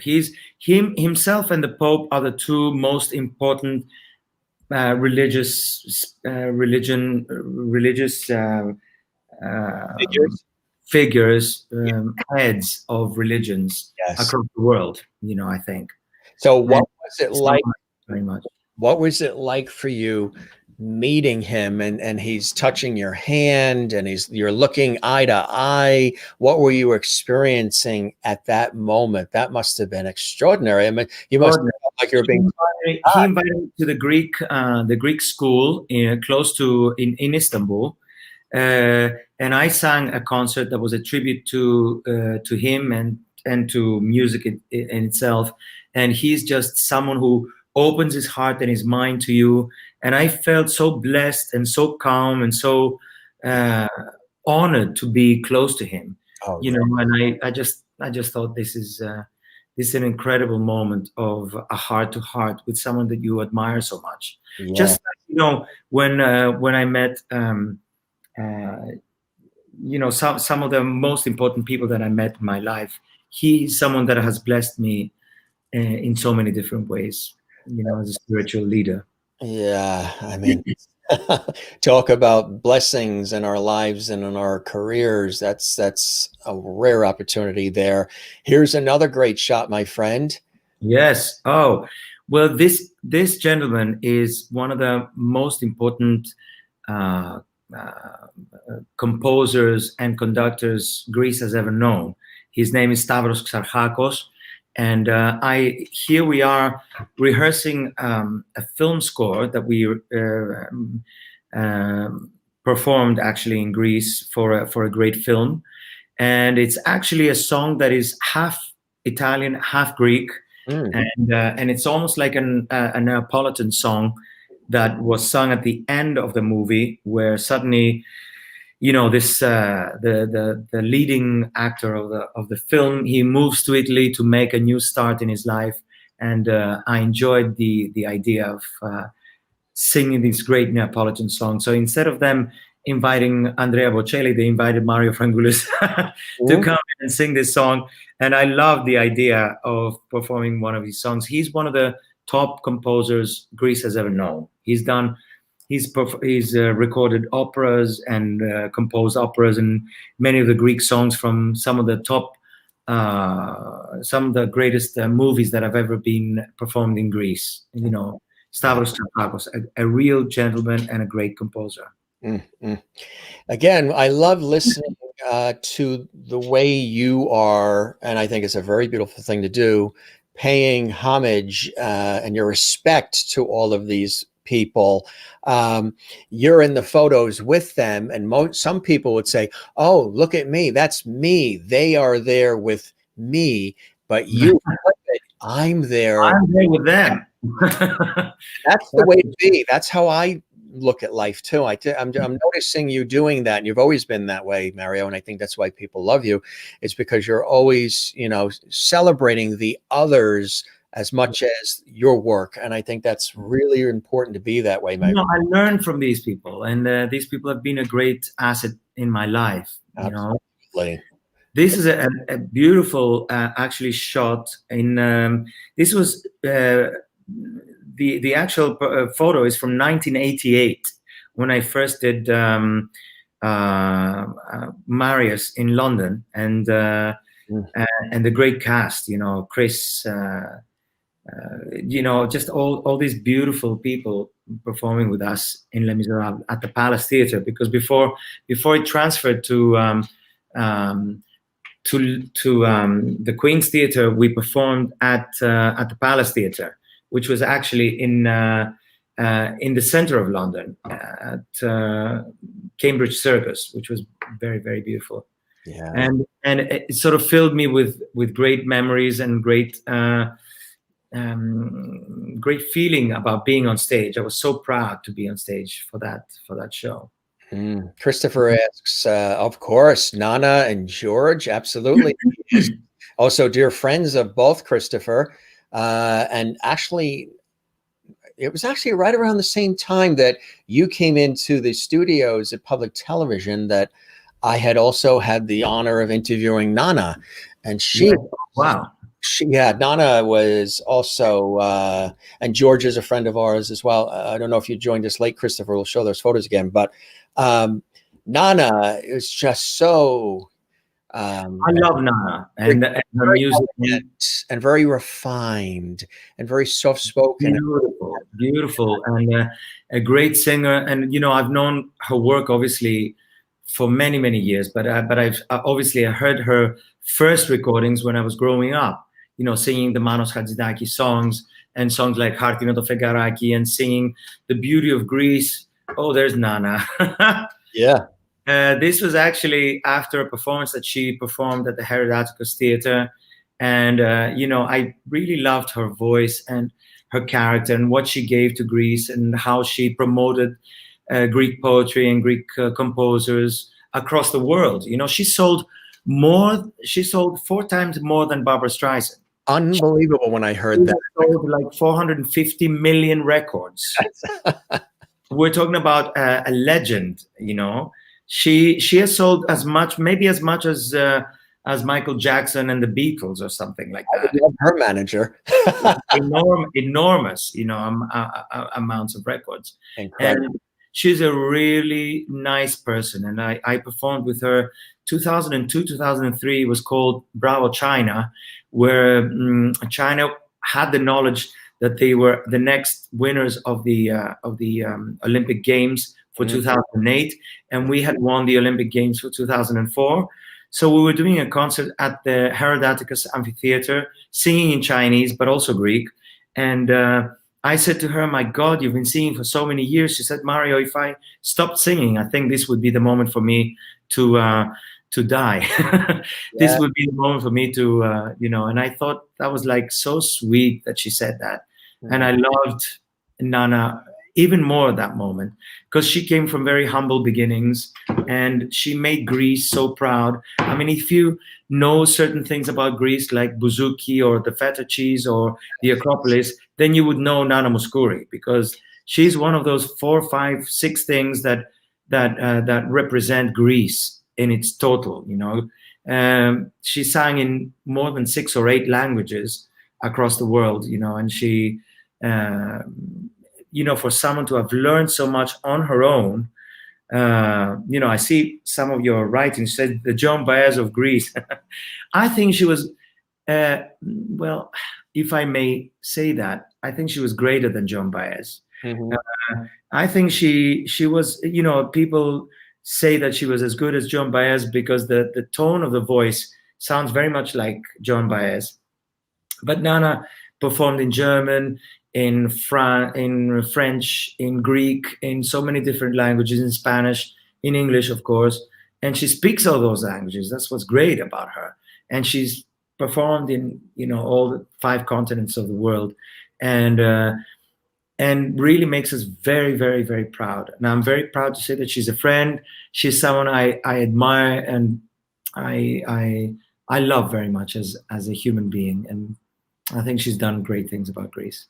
And I would imagine she probably responded in a similar way, talking about your talents and everything that you give as well, huh? Well, she does. Yeah, she does. And I also, I think that it's one of those deep kind of feelings that you get for someone, that when you respect someone so much about what they've done, who they are, and what they've given to the world of the arts. Uh, I mean, it's not like we are best friends that we talk every day, but I know that, you know, if I go to her show, she will welcome me backstage. We will always give a hug and take photos and say, you know, I'm always with you, you know that. And she says, yes, I know. And you know that about you, you know. It's always like that. Like once in a blue moon, she calls me and she says, hi, Mario, I just wanted to find out how you are and how you're doing, you know. And I think that's nice. a beautiful thing, you know. It's like someone who respects you and loves you very much, you know. I think she's great in that way. That's the best. That's absolutely the best. And when I got a chance to interview her again, she was elegant and warm and friendly, and they had us seated at a nice table with tea and cookies. Yeah. It was a beautiful set that they created. It was just really warm. You know, she's worked with the best. She's worked with the best. You know, what's his name, who wrote the music for Yentl. Oh yeah, Michel Legrand, with Michel Legrand and yeah. and so many amazing producers. And Did you have an opportunity to meet him at all? no, I haven't actually. Yeah. But he's someone I've sung his songs for many years because I love his music, and you know, he's done so much for the art of film, for the filming, for the films that he actually created music for, like The Umbrellas of Cherbourg, and you know, he's like an incredible writer. He's someone that I would have loved to have met him. But you have to ask George Paris when you speak with him, because he's worked with him on many occasions, and he had the chance of being close to him and having the opportunity to speak about music and about life, and you know, how he wrote those songs. George told me, but I think you should ask George, because I think that's going to be interesting. I will definitely do that. Juanita says you should have Nana on the show. Boy, that would be amazing. Absolutely. And this is something I know too, but some people watching might not know that you sing in many languages, right? Tell us about that. Yes. Well, I love singing in many languages because I think this is what I've always done. I mean, as a trained opera singer, in a sense, you sing in Italian, Spanish, German, French, English, not so much in Greek, but even though you have Greek operas, of course. But compared to Verdi and Puccini, you would call them operettas in a sense, more than operas. But you do have some Greek operas. But I love singing in various languages, especially having met some of the great composers like Nicola Piovani and of course Lucio Dalla, of course, who's written many beautiful Italian songs, and you know, Hijo de la Luna, for example, some of the songs that were composed by one of my favorite composers, Spanish composers. I love singing in various languages because of the language and the actual language traits and the culture that they each give to the audiences. I love singing in various languages. I've sung in Chinese as well as Russian, but I think one of my favorite languages that I sing in is Greek. You know, I love Greek songs. What was harder, Russian or Chinese to master? What's that? What was harder to master, to be able to? Chinese tougher. Very, very difficult. Very difficult. Yeah. Because you have to work on the actual refinement of language. I mean, Russian is fine, is difficult, but it's more. It's easier to learn in a sense than Chinese. In Chinese is very difficult to get out of the way, in a sense. It's very difficult. Yeah. But you know, Spanish is great. You know, Jose Maria Cano who I mentioned before, who wrote, I didn't mention actually, who wrote Hijo de la Luna and Naturaleza Muerta and so many beautiful songs. He's a great friend of mine, and he is a legend in Spanish music. He used to be a leader of Mecano, the music singing group Mecano, and he used to write his songs and the lyrics, and he's like one of those genius composers, and I love his music, and I performed with him, and he actually came to Greece where we performed together, and when I went to Spain to perform, we performed together again there. And you know, that this is one of the things about singing in different languages. Like when I sang the Nicola Piovani song Buongiorno Principessa, was actually from a movie that he performed, which he won the Oscar for Best Composition. And when I heard the music, I just loved it. So we went to Rome, and I met Nicola Piovani, and he said, you know, I wouldn't do it for any other voice, but I'm doing it for you. And I love your voice, and I want you to sing this song. And it's one of my favorite songs. Buongiorno Principessa. Beautiful. That is absolutely beautiful. Matter of fact, somebody had asked, do you also sing in Italian? They were asking about that as well. And Yeah, of course. yeah, that's incredible. Bernadette says something nice here. Mario is definitely a master at singing with the diction and accent in every language. Thank you, Bernadette. Yeah. And lots of hearts, and smiles, and kisses coming in as everybody's been thoroughly commenting and enjoying our conversation and learning more about you and about your passions. And we have some more incredible photos here. We really are background research department, yours truly, dug up really fantastic things here to share with everybody.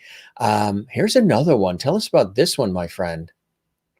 Oh, okay. So this is Valentino, the clothes designer, who I love his work. And in fact, he was actually one of my sponsors in one of my shows, and he sent from Paris, he sent to Greece the red label, the red, how do you call it? The red tuxedo, which was basically is all black outside and inside it's all red. So that's how they called it. And I loved that, you know, his red is the best red I've ever seen on a designer.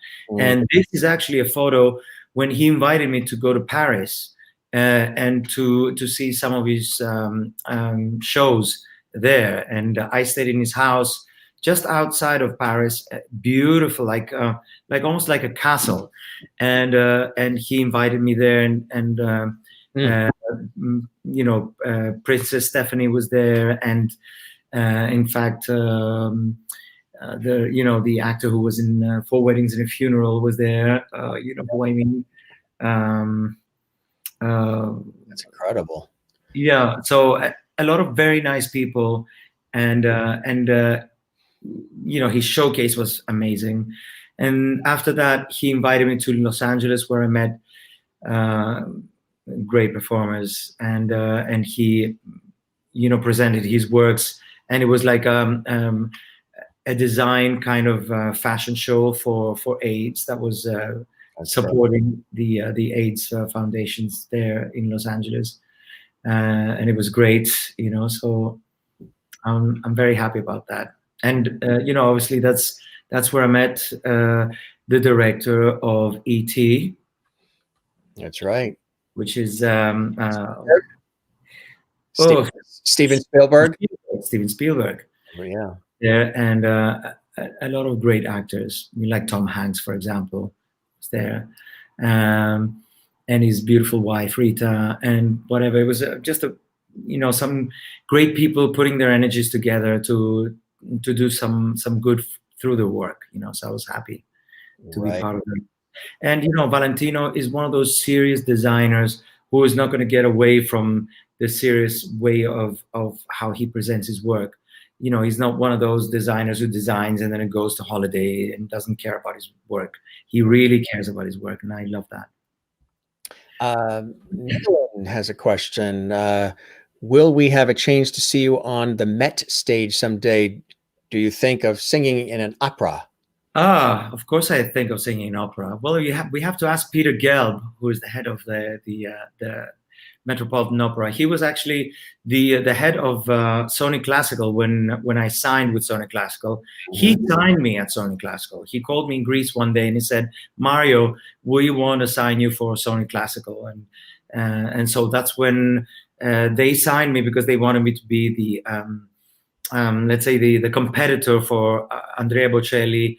At the time, because it was Andrea Bocelli with his label, and I was signed with Sony Classical to be his competitor in the classical crossover music. So, well, if Peter Gelb wants me to come and sing Alfredo or Rodolfo in Bohème, I'll gladly say yes. That's fine. So, in case you're listening, he's right here. Right here, Peter.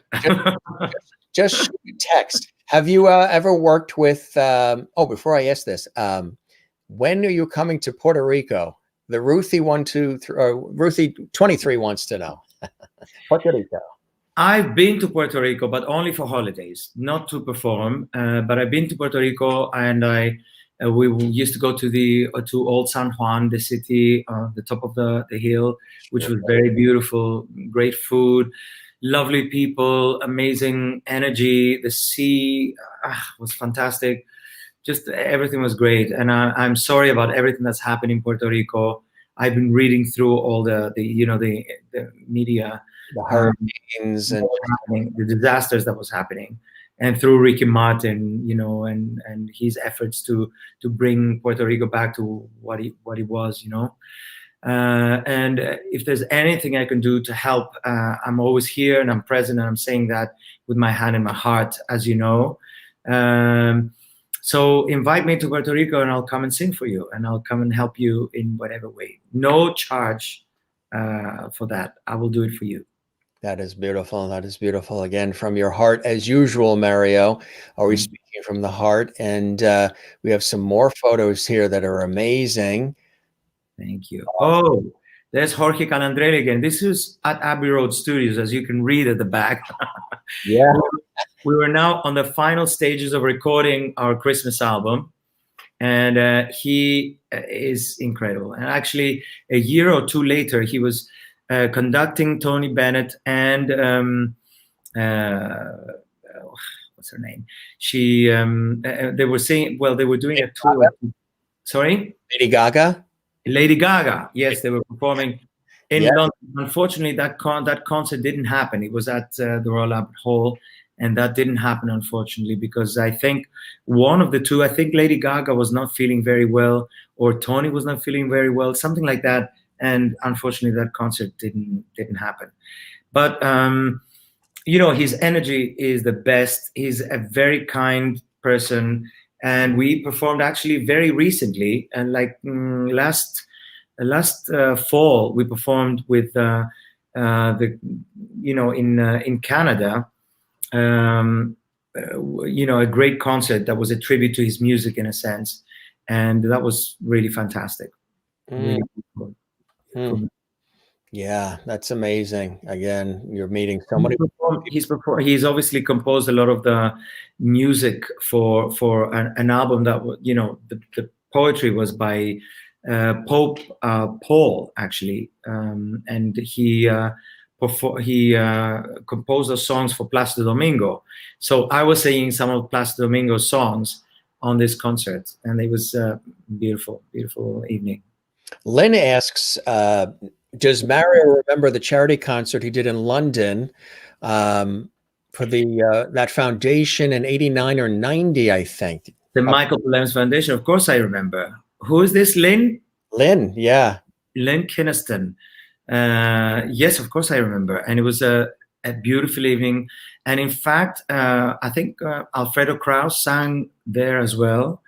And a lot of amazing singers that I invited from the West End, like all the major leads from the West End were part of that show that evening, because we wanted to support the Michael Palemis Foundation, because Michael was a great friend of mine as well, and a son of a shipping family in London, And he was a great friend and a wonderful character. And we wanted to do something to commemorate, in a sense, his passing away so young, and to be able to help his island, Andros. So we all took part, obviously for no fees, to try and get all the tickets to support the Michael Polemis Foundation. And in fact, Cameron McIntosh gave us the theater, the Drury Lane Theater, where Lea Salonga was performing, actually, in Miss Saigon.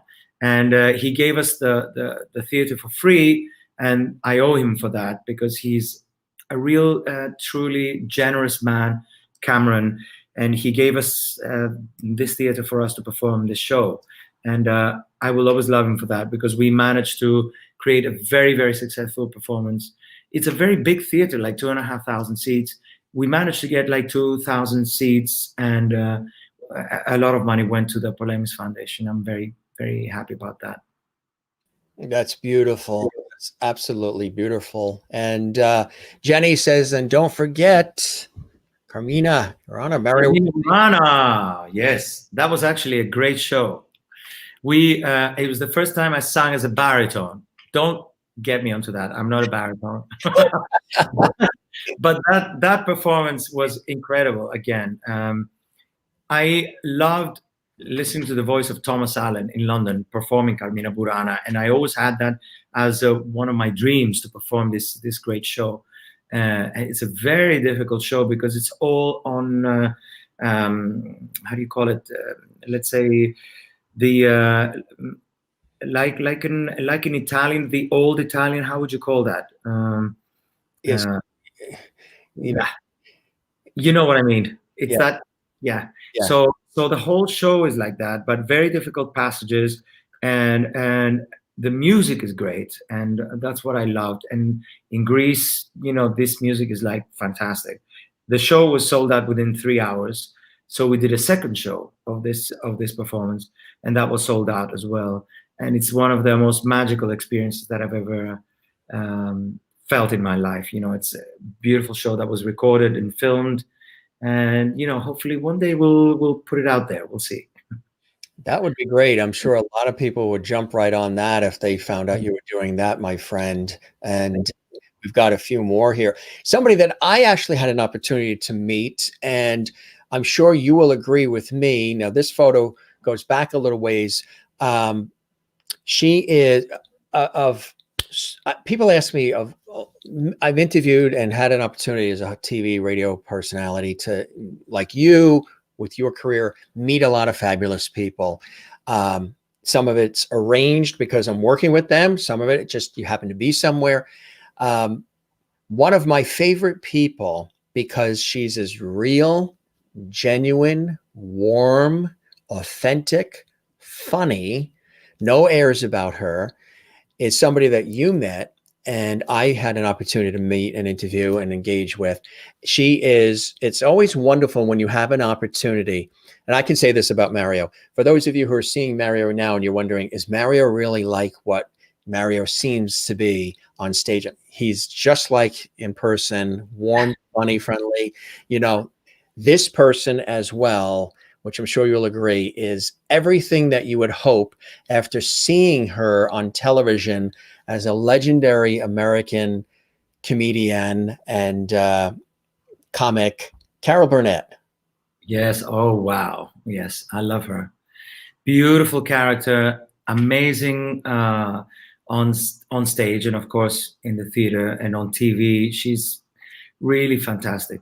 And someone that you can talk to about anything. She's got a sparkling mind and a very beautiful personality and character, and she's done so much for for the theater and for musicals. And I've been a huge fan of hers for so many years. She's like incredible, beautiful person. One of my favorites of people I've had an opportunity to engage with is her. She's everything you would hope there. She's not, there's no. She's like that. Whatever you see is exactly who she is. Right. In real life. She's like that. I love that. Absolutely. Absolutely. Question that came in here from Nylan. Do you think of making a CD full of famous arias? I've thought about it, and in fact, I've been working on that for the last 2 years now. And because I think I don't want to just put an album out of arias. I want to perhaps perform some scenes from operas with baritone, bass, soprano, whatever. Perform scenes from various operas, not just singing the arias, because I think that's almost like auditioning for opera, and I don't want to do that. I want to sing full scenes, like from Don Carlos, for example, or from Bohème, or from Andrea Chenier, or from Bal and Maschera, you know, the Masked Ball, or from Traviata. And I was thinking of putting an album like that together. And in fact, I was talking to Eugene Cohn, who has conducted me also with Angela Gheorghiu, who you saw before with the red dress, with wearing her dress, doing an opera concert together. And I performed piano concerts with him, and he also conducts Bocelli, and he conducts Placido Domingo, and he's one of the most respected conductors in the US. And he's someone I love very much because his mind is terrific, and he's someone that I feel I would feel safe performing with him. You know, doing excerpts from Elisir d'Amore and great duets from all these great operas. So I think I'm going to do that, you know, because I still have my singing lessons. Apart from my gym lessons, I still have my singing lessons, even though we're confined. And in Greece at the moment, we are confined, but we do have the opportunities to do the little things that we like. You know, I do some training with a personal trainer who comes to my house, or I go to his, because, you know, you're very restricted as to, you're not allowed to do too many things. But if you know the other person is safe and that everyone's gone through the tests, then you feel safe. So we'll see. I mean, I think an album of operatic arias is definitely on its way. Fantastic. You heard it first, folks, on the Jim Masters Show Live, another world premiere exclusive. Constantina says, do you remember the concert in Camden with George? In Camden with George? Who? I wonder, yeah, right. I wonder what, explain a little more, Constantina. Is it Camden? Yes. Is it Hamden? Is it Camden with George? Camden.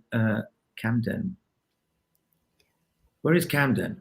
There's a Camden, New Jersey, towards Philadelphia. But yeah, with George. Who's George? Yeah, do you mean Paris or George Burns? Miss Rock 98. She's been commenting with great comments throughout our conversation. Friend, she says, "Tell us about your experience with the piano concert with Eugene Cohn. What a concert!" Yeah, that was a great concert because we used a lot of the arie antiche from the various great composers, including Schubert, Schumann, Bixio. You know, all the great Italian songwriters, as well as German and French, and singing some arias in between, and you know, and some of the great Greek composers like Mikis Theodorakis, who composed Zorba the Greek, and Yannis Markopoulos, who did you know, Erotokritos, which is like a kind of older Romeo and Juliet story. Same idea. Two parents, families that do not agree, and the guy who's like the Greek Romeo, called Erotokritos, which means the erotas in Greece means love. So Erotokritos means the guy who's judged by love or something, in one word. And Arethusa, who is the girl he's in love with, and it's a book by Vincenzo Scornaros, who actually existed before Shakespeare. So we think Shakespeare stole that story and wrote Romeo and Juliet. Well, maybe not, but it's an old story. It's the same idea. Two families that don't agree with each other, but it has a very happy ending. In the end, they get together and they're very happy, and both families unite. It's not like West Side Story or Romeo and Juliet, where they all kill each other and all of that. So it's a good story. I love that. A little more positive, right? Exactly. And George Arias, of course, I think that's who they were talking about. And Paris. I think that the O Paris. should be a P, right? Paris. Yeah. And somebody's saying London. London? In London, yes. I'm not sure if I performed with George in London. I think George performed in London. George performed in London, and I went to see him in his performance in London, which was close to. It was actually close to South Kensington, close to the West End, and he did an amazing performance. Nice job. He sang very well, and but I don't think I've sung with George in London. No. Here, I've got another amazing photo for you folks. Look at this. Oh, yes. You mentioned him earlier, yeah. I was a student then. You know, I was in drama school, and Placido Domingo came to London, and he was performing La Traviata, and he actually performed this in a park.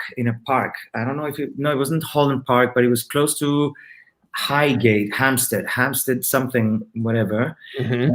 And it was an open air concert, and he sang Alfredo, the romantic lead in La Traviata. And I was such a huge fan of Placido at the time. And I went backstage and I said, can we please take a photo together? I'm a huge fan of yours. So that's how it happened. And he was obviously an amazing gentleman, a very generous sir of the music. And, you know, I'm still a great fan of his. I still see his performances, even if he performs as a baritone at the moment. But I love him. I love him as a mind, as a personality. He's a great father, you know, a great husband, and he's someone I've known for many, many years. And I've seen him perform in so many performances. I've seen him perform Othello many times, Rodolfo in Bohème, and Fanciulla del West, and so many performances. I also Cavalleria Rusticana and Pagliacci at the Met. Oh, many performances. I really love this band. Constantine, I think it's at Delaris. Is that who they were talking about with George, maybe? In London? George Delaras, yeah. Yes. And London. Yes, I performed in London with George Delaras. We performed at the Palace Theatre in years ago. Yes, that was years ago. I think it was 1999 or 2001. It was around there. And in fact, you know, we had some amazing guests, you know, that evening. It was a sold out concert. And again, you know, sold out performance. And George Delaras is also one of our great heroes in Greece. He's like Placido Domingo would be in Mexico or Spain. You know, he's like for Greece, one of the top singers, but not in the classical field, more as a pop singer. You know, but a great pop singer like Sting would be, or like Elton John would be, or you know, this kind of singer. Sandra says, please, Mara, tell us about your experience with Angela. This was also yet another amazing performance. Yes, Angela Georgiou is the lady the soprano that I spoke to you about before, where we were singing arias and Neapolitan songs and beautiful songs. She sang Romanian songs, I sang Greek songs as well. And it was a performance full of passion and fire and energy, and she looked so beautiful on stage. And she sang some of her top roles on stage. She sang Adriana Lecouvreur, and also, you know, from Lauretta, from Gianni Schicchi, singing O mio Babino Caro, and we also did Don Giovanni, and you know, the Don Giovanni duet with the baritone and soprano. Another time when I sang baritone, by the way, not my favorite, but I love it. He was Don Giovanni, after all. You know, it's a great role. You know, composed obviously by Mozart, and Angela Georgiou, her energy and her love for music was transparent, you know, to the audience. And we sang and we danced on stage and performed. It was like a 2-hour concert, huge concert, beautiful concert. Somebody had asked, have you done Shakespeare? Yes, I played Puck in Midsummer Night's Dream in 1988. Actually, it was the final year. We were still performing for an audience, a paying audience. It wasn't my like a professional engagement. It was the drama school, but it was just before I got my role in Les Miserables. So it was professional enough in the sense that people were buying the tickets to come to school to see the performances. And I thought Park is a role that's very close to me in a sense because he's full of energy and the action is very real. And he's, you know, the troublemaker in Midsummer Night's Dream, and I love that. You know, you didn't know if he was a boy or a girl, and you know, just some and a force of energy in a sense on stage. And I love the idea that he was manipulating people left, right, and center, and the idea that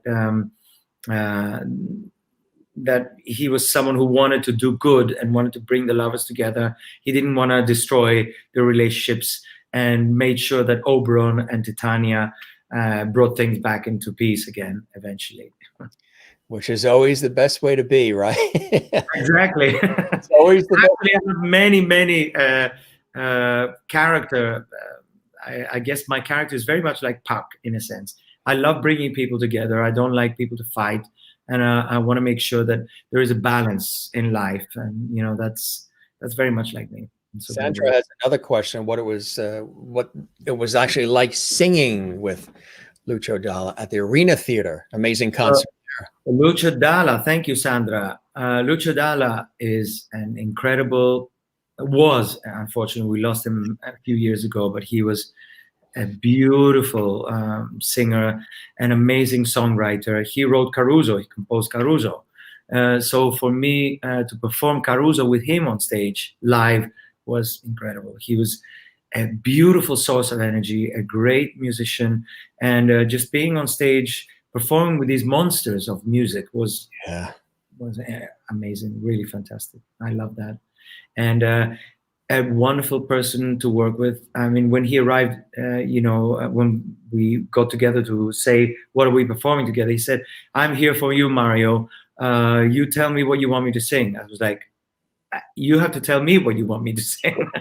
You know, it's the other way around, because he was a great legend and a star, and someone that Greece loves very much. And, you know, he loves Greece. He loved Greece very much with all his heart. And that's one of the things I love about him, you know. And we have a recording where at the end of the recording, he says, I love you Greek people. And I thought that was like really amazing.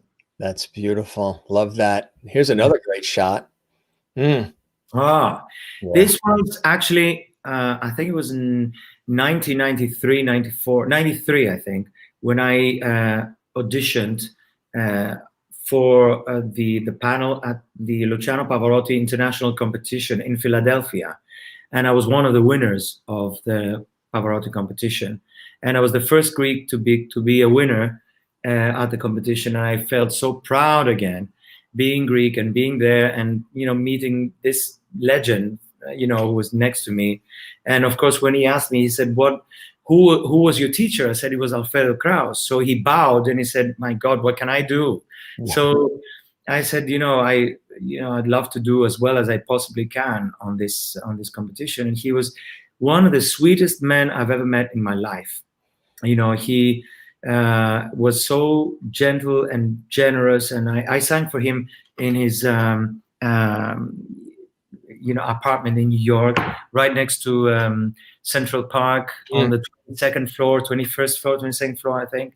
Wow. And I was like, my knees again were trembling, and he heard me with closed eyes, from his desk. And I said, why do you close your eyes? He said, because I think you're going to steal my job.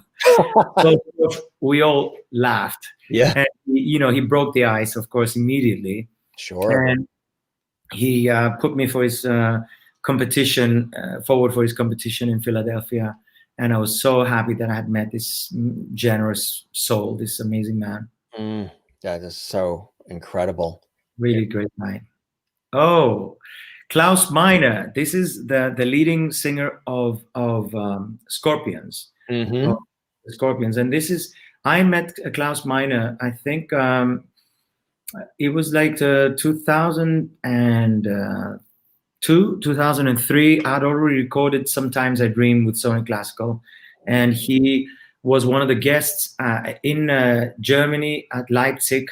It was a concert for the Jose Carreras Leukemia Foundation, and we totally linked. We became very good friends because I loved his voice. He had a very high kind of beautiful voice, and he loved my singing because I was that kind of singer in a sense. Yeah.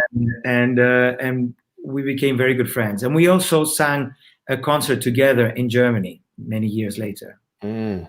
He's a gentle soul, really nice guy. Okay, so this is, well, you know who this is, of course. Mm. And I think he's an amazing actor and a singer. And this is Francis Raphael next door, who won the Tony Award for playing Eponine in Les Miserables in New York. And I performed with her in London, actually. In 1996, we did Les Miserables together. And of course, Alan is an incredible actor, and beautiful soul, very passionate guy, and such great sense of humor, you know. And this was a gala that we appeared together. We didn't sing or perform together, but we appeared together in New York, actually. It was a gala to support ballet in New York, the New York City Ballet, you know. So I was very happy to be there and to meet this beautiful man. And of course, we were there with Francis, who wanted to introduce me to Alan, who was a great friend of hers. And they're actually working on a new project together, so I'm very happy. Oh, that's cool. That's fantastic. Yeah. Here's another blast from the past, Mario. Okay. Oh, yes. This is me as I was getting ready to perform this scene at Her Majesty's Theatre in London, where I was wearing the Raoul costume before I went on to do Masquerade. Masquerade, da da da da da da. You know, the big dance where the Phantom appears and he loses Christine, and then they find each other somewhere else. But great costume, and I thought, okay, I'm gonna get a photo of this as I was about to go on stage at the theater. It was a really, really good show.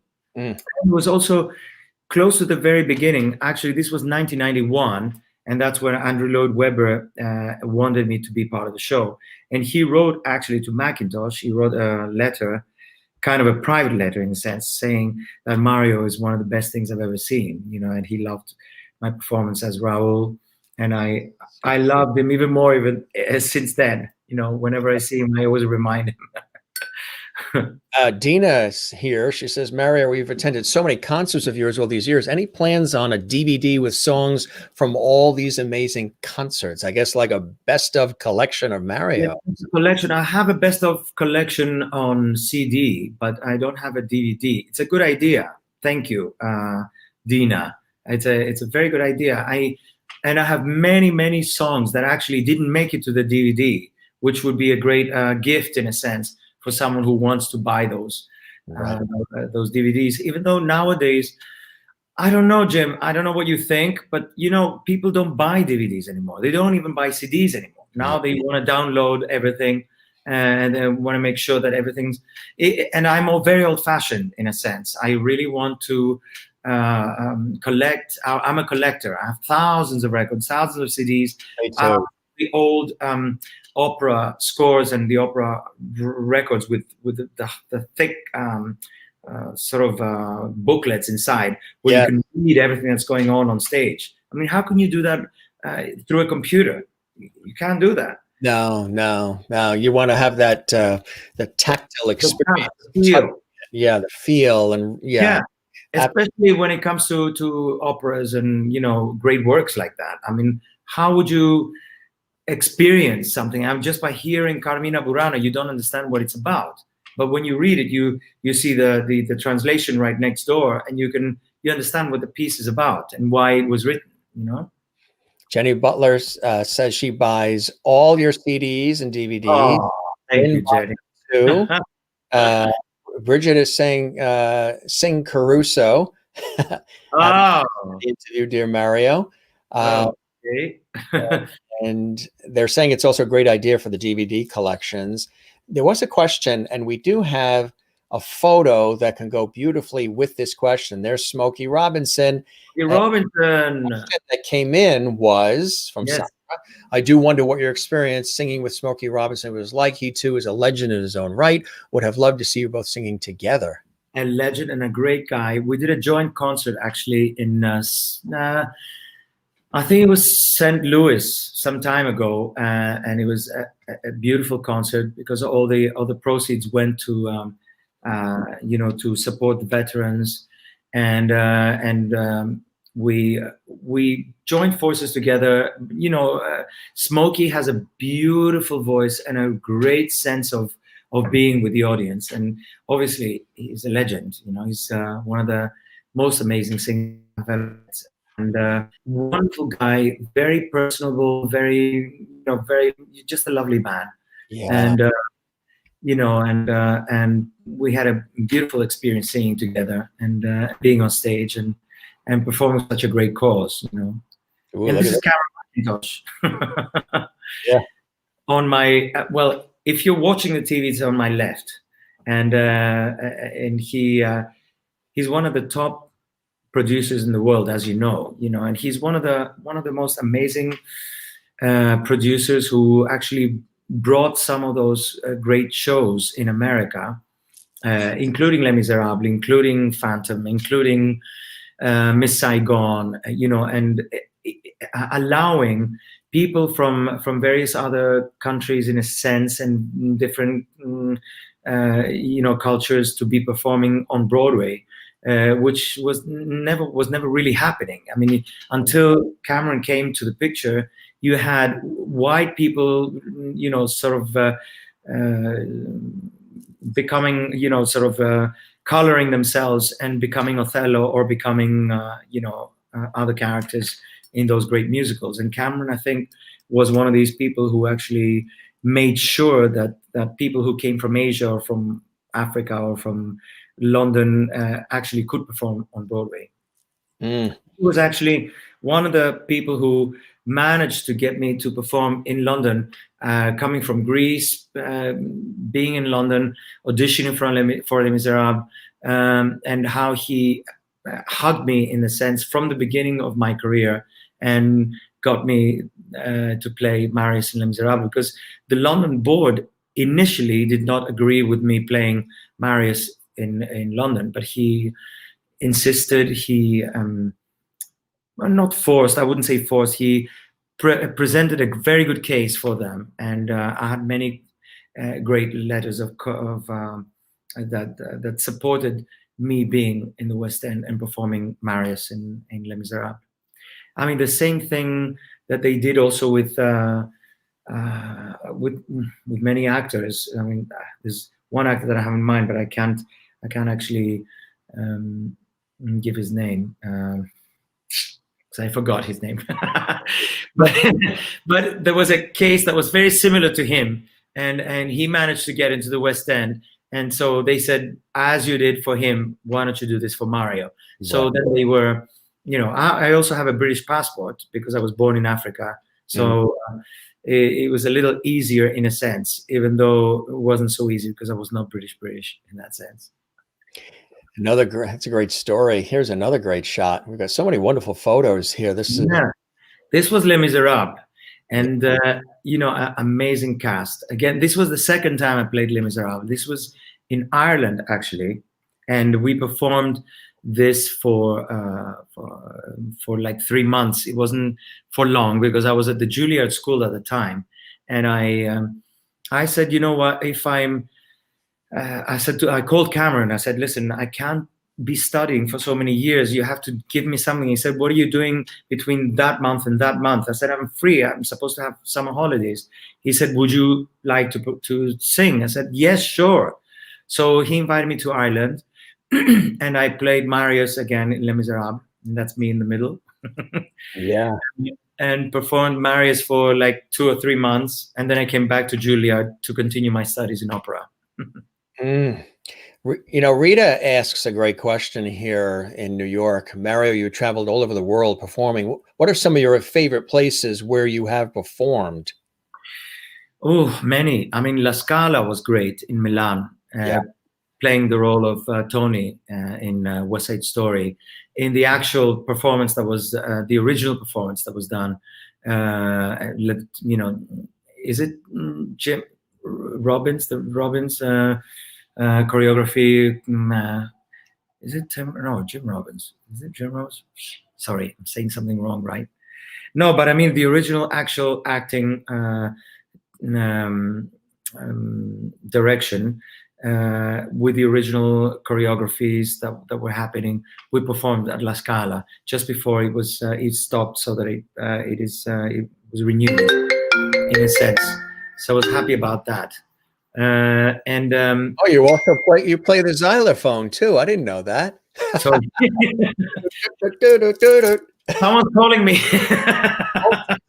multi-talented. A couple people asked, what instruments do you play? They see the trumpet behind you. Somebody mentioned violin. I don't play the trumpet. The trumpet is there, you know, as a sort of centerpiece. It was a gift by someone, so I'm putting it there. Peter Danish, yes, Jerome Robbins. Jerome Robbins. Oh my God, yes, I said Jim Robbins. I knew it was somewhere close. Jerome Robbins. You're right, Peter. Hi, Peter. He's still with us. Yeah, Peter is a great guy. I love Peter. You know. And did you listen to Prayers? Is a great album. Yeah. Yes, it really is. Great music, and you know, really gives you that inspiration to listen to Christmas songs and music that were composed. Music that was composed by Peter for these great songs. You know, and another visual on this music. Exactly, and for challenging times too. Yeah, absolutely, and I love Peter for that, because he always, through his work and through his documentaries, through his writing and through his compositions, it always brings a message to the audience, and I love him because he's always been a great inspiration and a great friend for so many years. He's someone I work very close with, but I also admire him as a person, as a human being, and he's one of those people that I trust with my life for the rest of my life. You know, he's someone I really love. He reminded me that he and I had met when you were there, when you're at public television, and that's like 2004-ish. He said, "Yes, yeah." In fact, we were talking about a play and actually a film that was supposed to be the story of Mario Lanza. Because I was very close to his age and the style of the music, and the fact that Mario Lanza was, I think he was the first classical crossover singer before Bocelli, before Sarah Brightman, of course. He was the kind of trained opera singer, but he sang this music that was available to the masses, in a sense. And because of being such a good-looking man on screen, he brought this music, the classical music, and the great composers of the time, in a sense, to a much bigger audience. And of course, I saw him when he sang the role of Caruso in the film Caruso, and I thought that was like incredible that he could sing, the aria from Pagliacci, and the Vesti la Giuba, for example, or E lucevano le stelle, or Celeste Aida from Aida, and performing the life of Enrico Caruso was like a huge inspiration in my life. So when we were discussing with Peter the idea of doing Mario Lanza, which, by the way, is something that we're still discussing, because it's something I want to do, even if we perform it in a theater, doing 8 shows a week, for example, or performing it around the country, in the States and Canada, for example, would be a great inspiration. Peter has written beautiful script about Mario Lanza and his life and his relationships with his wife and his children and the people he worked with, and how frustrated he was about how he was treated by Hollywood, in a sense, and the fact that he had sold, through his contracts, he sold his voice. He wasn't even allowed to sing with his friends in the streets, because his voice belonged to the studios that he was performing. So he says you make a perfect Lanza on stage. Thank you. I'm not as good looking as Mario Lanza was. Will. How many hours the violin in the week, or once a time in the month? So you piano and violin? Piano, I compose music on piano. I mean, I compose songs on the piano, but I don't play the piano so well. But I would feel more comfortable, performing piano on stage than performing the violin. Because the violin, it's like being an athlete, an Olympic athlete. If you let it go, it will let you go. You have to really work very hard to make sure that you're on top of your game, in a sense. That's right. It's all muscle memory. Absolutely. Here's another cool shot. Yes. This is Marius in Les Miserables, when I'm singing Empty Chairs at Empty Tables. And that's the moment when he sort of is coming back from this depression that he's feeling and having lost all his friends at the barricade. And he suddenly comes back and he's, performing Empty Chairs at Empty Tables, because he goes back to remembering his friends at the cafe where they're all singing and dreaming together for a better country and a better future for France. And he suddenly realizes that he is alone, but he's not really alone because Cosette is there with him. But it is a great loss to lose your friends, and to lose your friends in such an ungrateful battle, in a sense, when they were students and they all believed in those great things. Yeah. And he's, like I said, Marius is very close to who I am today. I would die I would sacrifice my life for a friend. I would sacrifice my life for my relationship. Yeah. And this is what I loved about Marius. And we also had the same name. and the stage entrance was on Greek Street in London. So of course there was a lot of great things that joined us together. Yeah.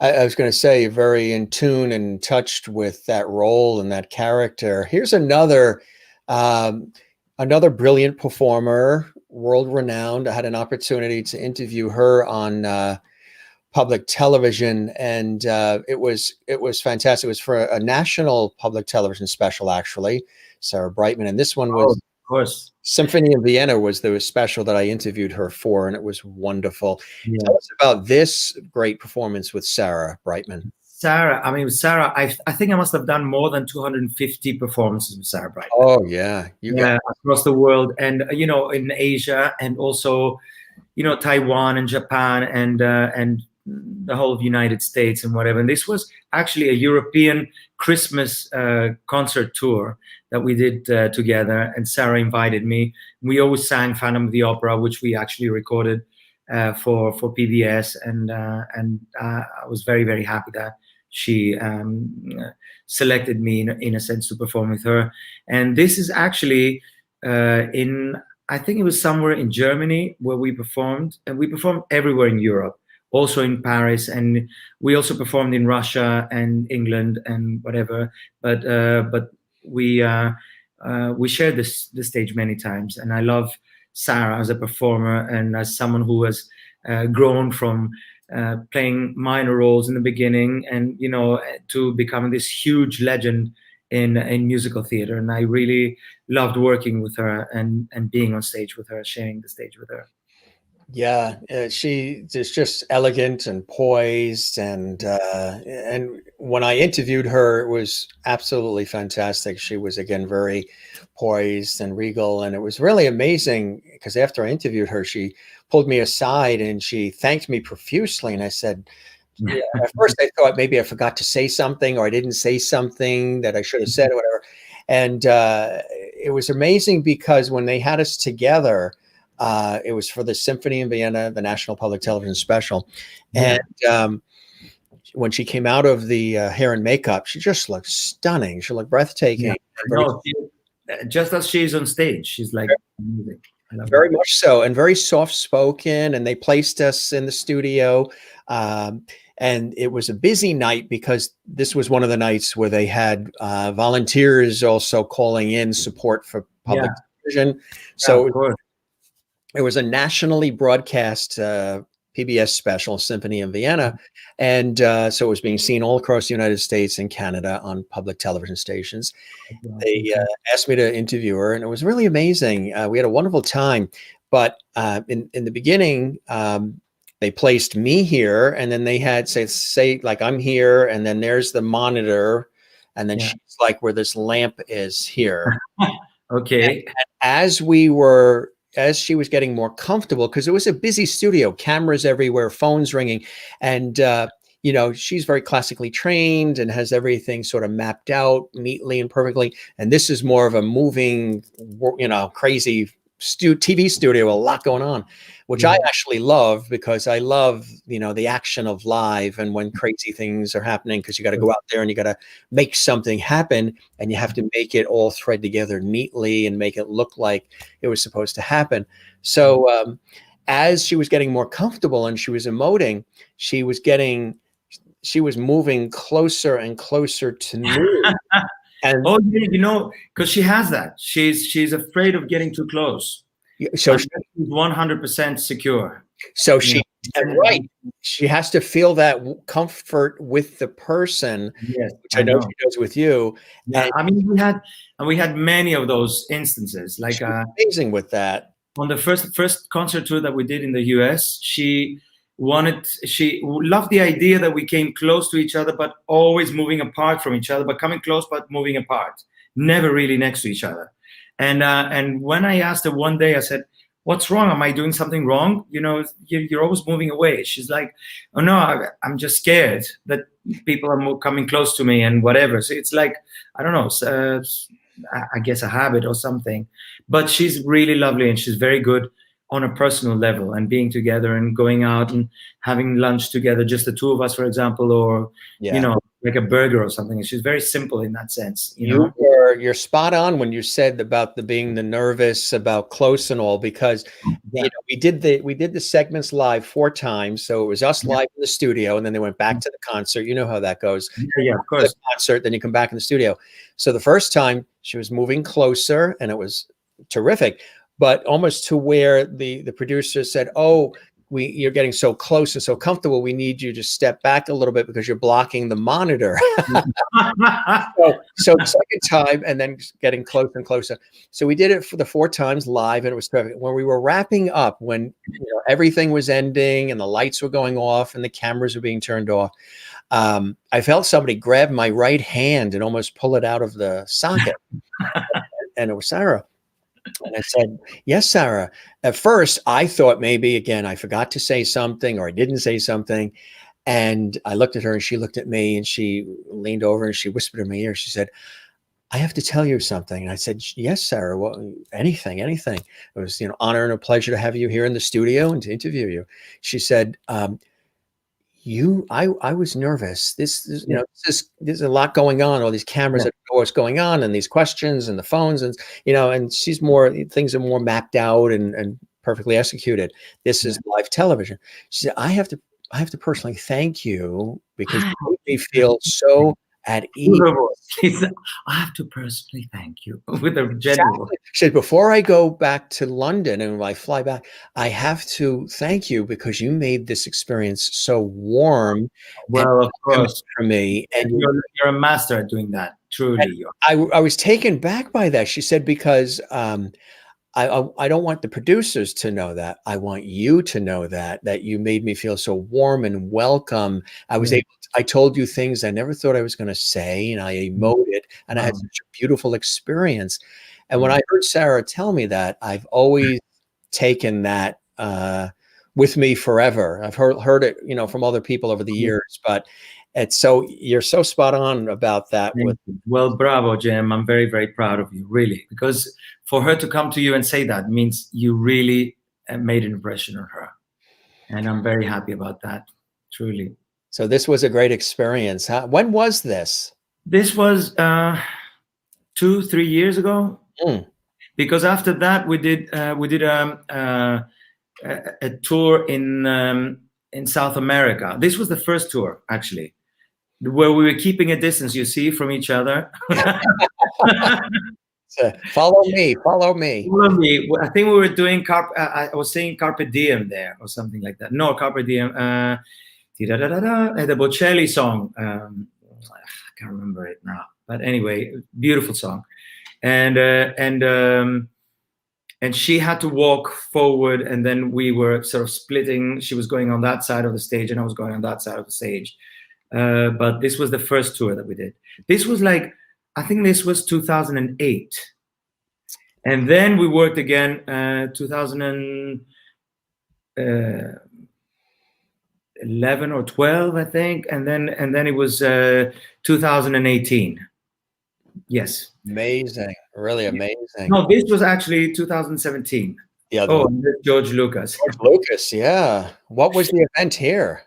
Well, this was actually, we were in Cannes because we had just finished filming The Lovely with Kevin Kline and Ashley Judd, yes, and whatever, and he was there as a guest. So, but he's someone that I loved very much, and he's Greek, as you know, George Lucas. Yeah. So I spoke to him in Greek. He spoke very sort of broken Greek, but he's someone I loved, and his work is amazing through Star Wars, and someone who.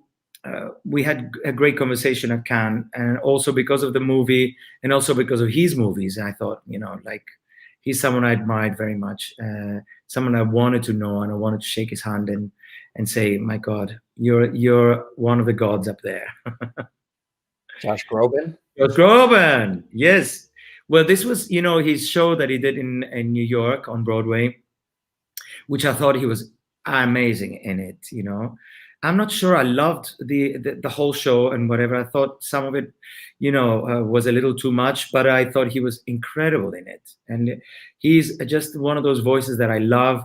And I so want him to come to Greece and perform in some of those amazing places that we have here, like some of the great ancient Greek theaters. And he's someone I admire very much because he's got a beautiful mind. He's always, with what's going on in the world, and he's a very sensitive young guy. I say young because he's much younger than I am, but he's young in a sense that he wants to be part of it. He doesn't want to be this star that people are afraid of him. He has an old soul. Yeah, absolutely. And I love that about him, and I know he admires my work, and sometimes we send messages to each other like happy holidays and happy new year, and and I hope you're well. And he was very happy when I performed at Carnegie Hall. He said, oh my God, Carnegie Hall, I hope you do very well. Mario, how are you doing? How are those great pipes of yours? It's like that kind of relationship, and I hope we meet together one day very soon on stage, because he's someone I admire very much. Well, don't forget to tell him how much you loved being on the Jim Masters Show live. I will tell him. that would be a big highlight. A few more here, and then going from Josh to Celine. Yes. Oh wow. Yes. Well, this was actually at a Grammys party that Sony threw for us in Los Angeles. That was some time ago, and we actually recorded a song that was never actually released. Someone put it out on YouTube or whatever, which they're not really supposed to, but it went very, very well. It was called The Greatest Reward, and I wish we had put it out there with our companies, with Sony Classical, or because she's with Sony as well, and she's someone I love very much as a performer. And actually the last live performance that I've ever seen, from an artist as great as Celine, was in fact just a little while ago. It was last January, I think, or February, beginning of January, in New York. No, actually in New Jersey. Yeah, in a stadium. Mm-hmm. And I love her singing, and I love her performance on stage.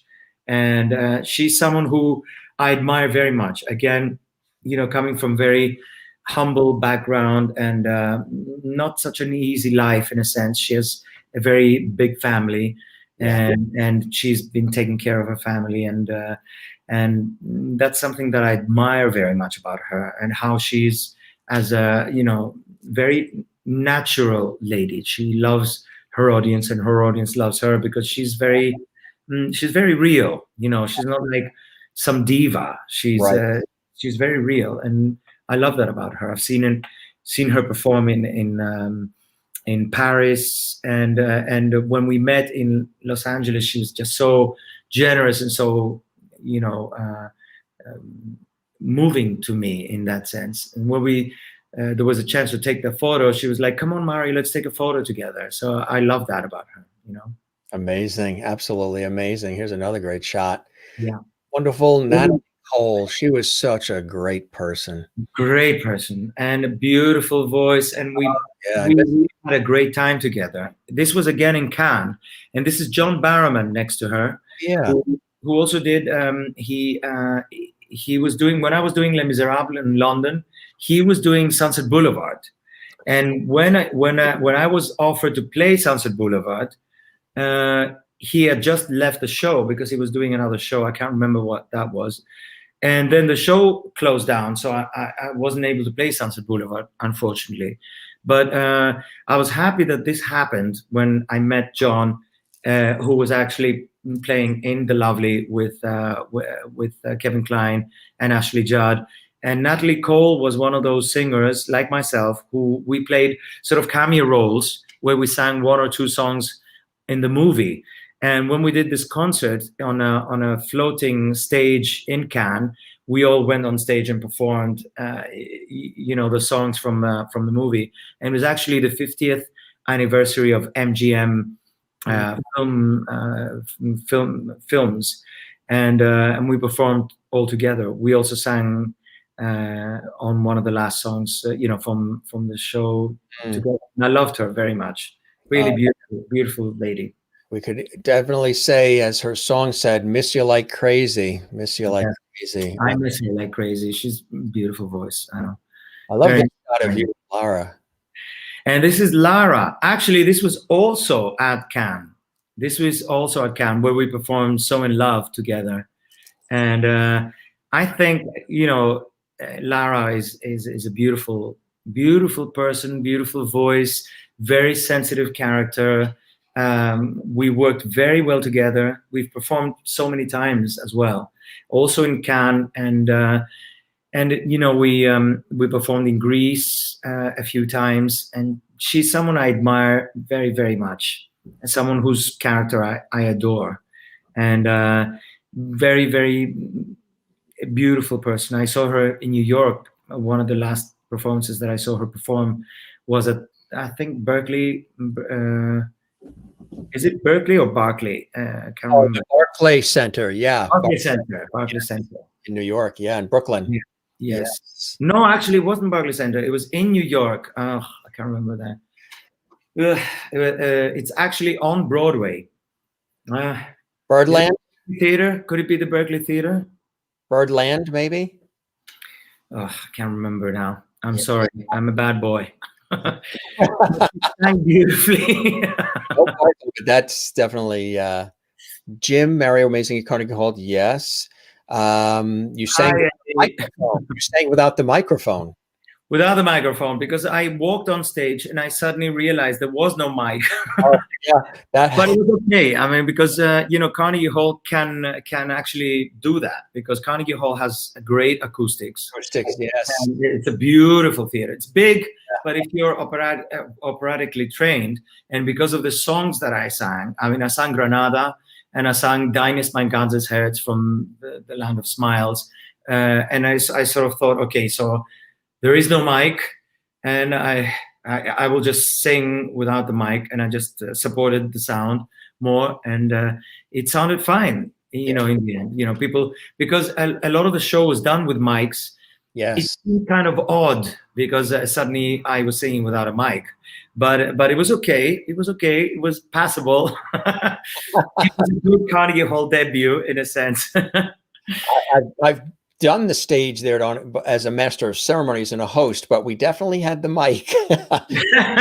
Kudos to you to knock it out of the park without the mic too, my friend.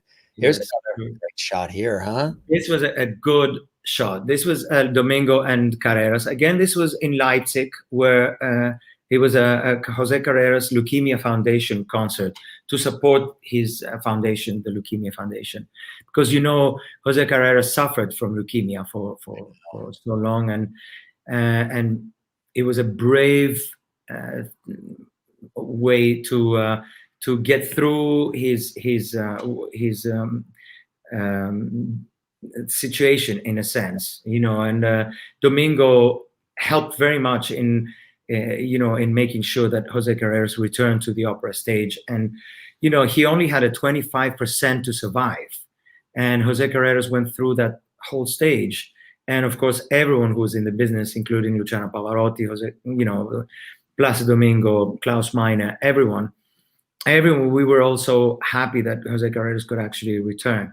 And I saw Jose Carreras was the first great tenor that I saw live on stage for the first time. I saw him, I think, 1983. I was very young, and I saw him perform with Agnes Balza Carmen at the Herodaticos Amphitheater in Greece, and he inspired me to study classical singing one day. I thought, my God, this is a classical singer? I always thought classical singers were some big guys who just produced big notes, and he sort of changed that for me, in a sense. And I thought, this is an elegant guy who sings beautifully, who looks like a model, when he's on stage. And he had a great impact in my life. And of course, Domingo had a huge impact in my life because of the roles he sang. I saw him play Andrea Chenier in Andrea Chenier, and Othello, of course, many times, and on so many different performances. He was like a huge inspiration in my life. So this, for me, was like a huge moment that I could get that picture and say, okay, the three tenors together, that's a joke, but the three tenors together, what I mean? Oh, what was it? Two tenors and a fiver. Look at that one. This was 2004 when I performed in Epidaurus, and I was playing Achilles, the Greek hero, probably one of the most important heroes in ancient Greek history, in all history. But Achilles was a great role for me, and I loved playing this role. This was 2004 during the Olympic year, and this was actually 2 months after you saw the Cannes film presentation with Lara Fabian and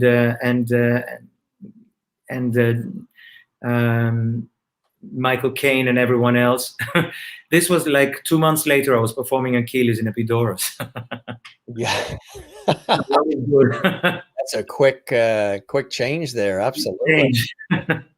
This is Mikis Theodorakis, who composed the music for Zorba the Greek, and he's one of our great composers Greece has ever given birth to. And he's. Yeah.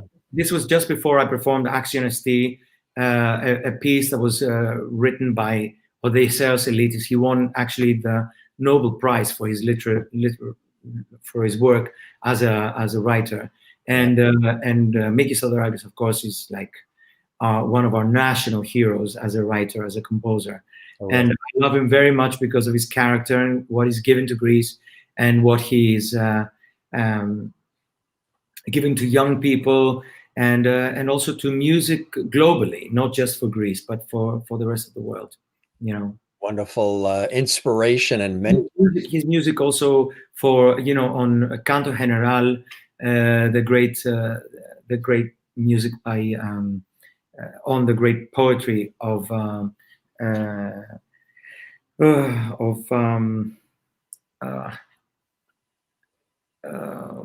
I can't remember his name again. A great poet.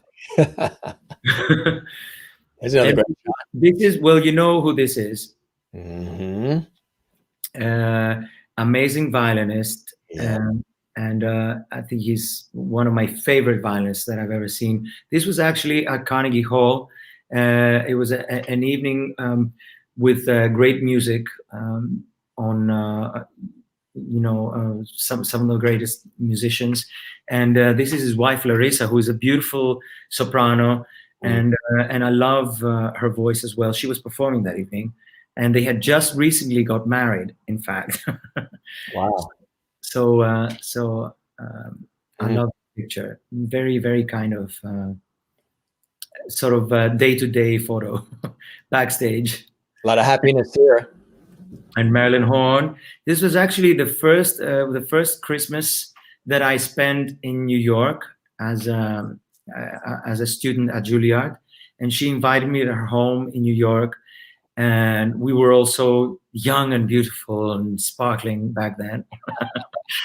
But this was great because this was close to her, in her living room, close to her tree, her beautiful Christmas tree. And she gave me a small gift, you know, some honey for my teas, so that I can, you know, use that. And I love her. Her personality is just beautiful. I think that's the name you were looking for, Pablo. Oh yes, Pablo Neruda. There you go, Canto General. It's rocking by Pablo Neruda, the Pablo Neruda, the great Pablo Neruda. The poet, right? Yes, yes, yes. Really? And one of my favorite poets of all time, of course. And I, you know, when I'm nervous now, you know, when I'm speaking to you, so I forget names immediately. Names and dates. Don't ask me for names and dates. So you have to do what Sarah did. Come closer. And you won't be nervous. That's exactly. It's there's another, you referenced him multiple times during the show, but it's such a beautiful photo. Yes, Jose Carreras. Yeah, this was a concert we did together, again, to support the Jose Carreras Leukemia Foundation. And this was a duet that we were singing together. It was called Non ti scordar di me, towards the end of the program. And I loved, again, you know, one of those things that I love are the energy of these great people. You know, like Placido Domingo treated me like I was his best friend, like his favorite colleague, and so did Jose Carreras. I mean, obviously Jose Carreras knew that, because my voice sounds very much like Jose Carreras when you know, as a young singer, in a sense, because I was very influenced by Jose Carreras. And in fact, when I auditioned for Luciano Pavarotti in Philadelphia, he said to me, "You sound a little like Jose Carreras. Do you like Jose Carreras?" I said, "I love Jose Carreras." He said, "Okay, you sound like Jose Carreras." So my dream was to then change that and not sound like Jose Carreras, but sound like Mario Frangoulis, and get the best I can from these great singers, you know, obviously, for the rest of my life. And I love Jose Carreras and the roles that he performed, like when he performed José in Carmen, and Ballo in Maschera, and Forza del Destino, and all those great operas that he performed. And also his West Side Story, I thought that was great, with Leonard Bernstein. I thought that was amazing. When they performed, actually, they were recording in London at Abbey Road Studios. And I thought that was another side of Jose Carreras I loved. Yeah, truly amazing. Absolutely. We got another great photo here. So many sent along. Oh, Patti LuPone. Oh, yeah. Yeah, I love Patti LuPone. I think she's one of the greatest singers, musical theater singers, actresses of all time. You know, I think she's beautiful, and even in some people say she's over the top. I think her over the top is the best over the top I've ever seen. You know, because she also performed in Les Miserables, of course, and that's one of the things that got us together. And one of the things that I love about Patti LuPone is the fact that she can do anything. She can play instruments, she can act, she can do comedy, she can do drama, she can play in films and theater and musical theater and on television. She's just an all-round actress and a very, very hard-working lady. And of course, I've known her since she played Fantine in Les Miserables in London, since many, many years ago. And I thought of getting close to her. I haven't asked her yet, but I want to ask her to be part of my next project that I'm hoping to record in the US. You know, singing with some of the great musical theater divas. And I think Patti LuPone would be one of the first divas I would approach to be part of this project. That would be amazing, wouldn't it? Oh boy. And again, this is a project that I want for the Horatio Alger Association of Distinguished Americans, to support young people who have faced adversity to go into higher education. And I think, Broadway performers, especially someone like Patti LuPone or Bernadette Peters or Josh Groban, or, people that I've known for so many years, would jump at the idea of helping a young person to go into higher education. Who is worth going to higher education? We're not talking about, young people who come from nowhere. We're talking about young people who have a stigma or a dream or an idea about where they want to go. And I think, Broadway people more than anyone, who come from very poor upbringing backgrounds, to achieve that level of excellence is an amazing challenge. And I think someone like Patti LuPone, who seems to be so loved by everyone, would be perfect to be part of this project. That's absolutely amazing. And again, if you're listening, Patty, yes, Mario's here. I will approach you. Oh boy, Harry Belafonte. Yes, Harry Belafonte. This again, we sang together in Germany. This was also at Jose Carreras, the Leukemia Foundation, and he has to be one of the most wonderful, generous, loving, sweet-spoken men I've ever met in my life. An amazing singer. He sang beautifully, and we also sang together in the end, with Carreras and Domingo and everyone who was there, Klaus Meine and everyone who was there, the grand finale. And then I saw him following day. He was leaving to come back to the US, and he said to me, "Man, you have a beautiful voice." I said, "You're telling me this? I should tell you this, because you have left such an enormous amount of work and a great career that has inspired so many young people and so many people across the world." Really beautiful. That's really incredible. It's kind of cool. We're going a little bit through this scrapbook of life here, which, a lot of people that are watching, this is new to them to see all of this. So I think it's really amazing. Tell us about this wonderful shot, Mario. This was great. This was, he's an incredible producer and a singer.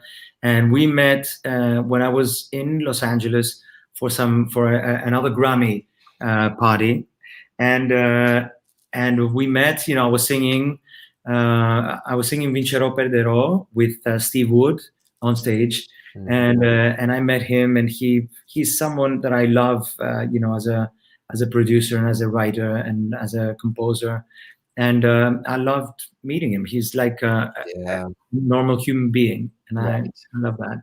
Yeah, which is wonderful. Again, it's very refreshing when you get a chance to meet people who, are the real deal. Yes, I know. And Leah, of course, my friend. Leah Salonga, Leah? Yeah.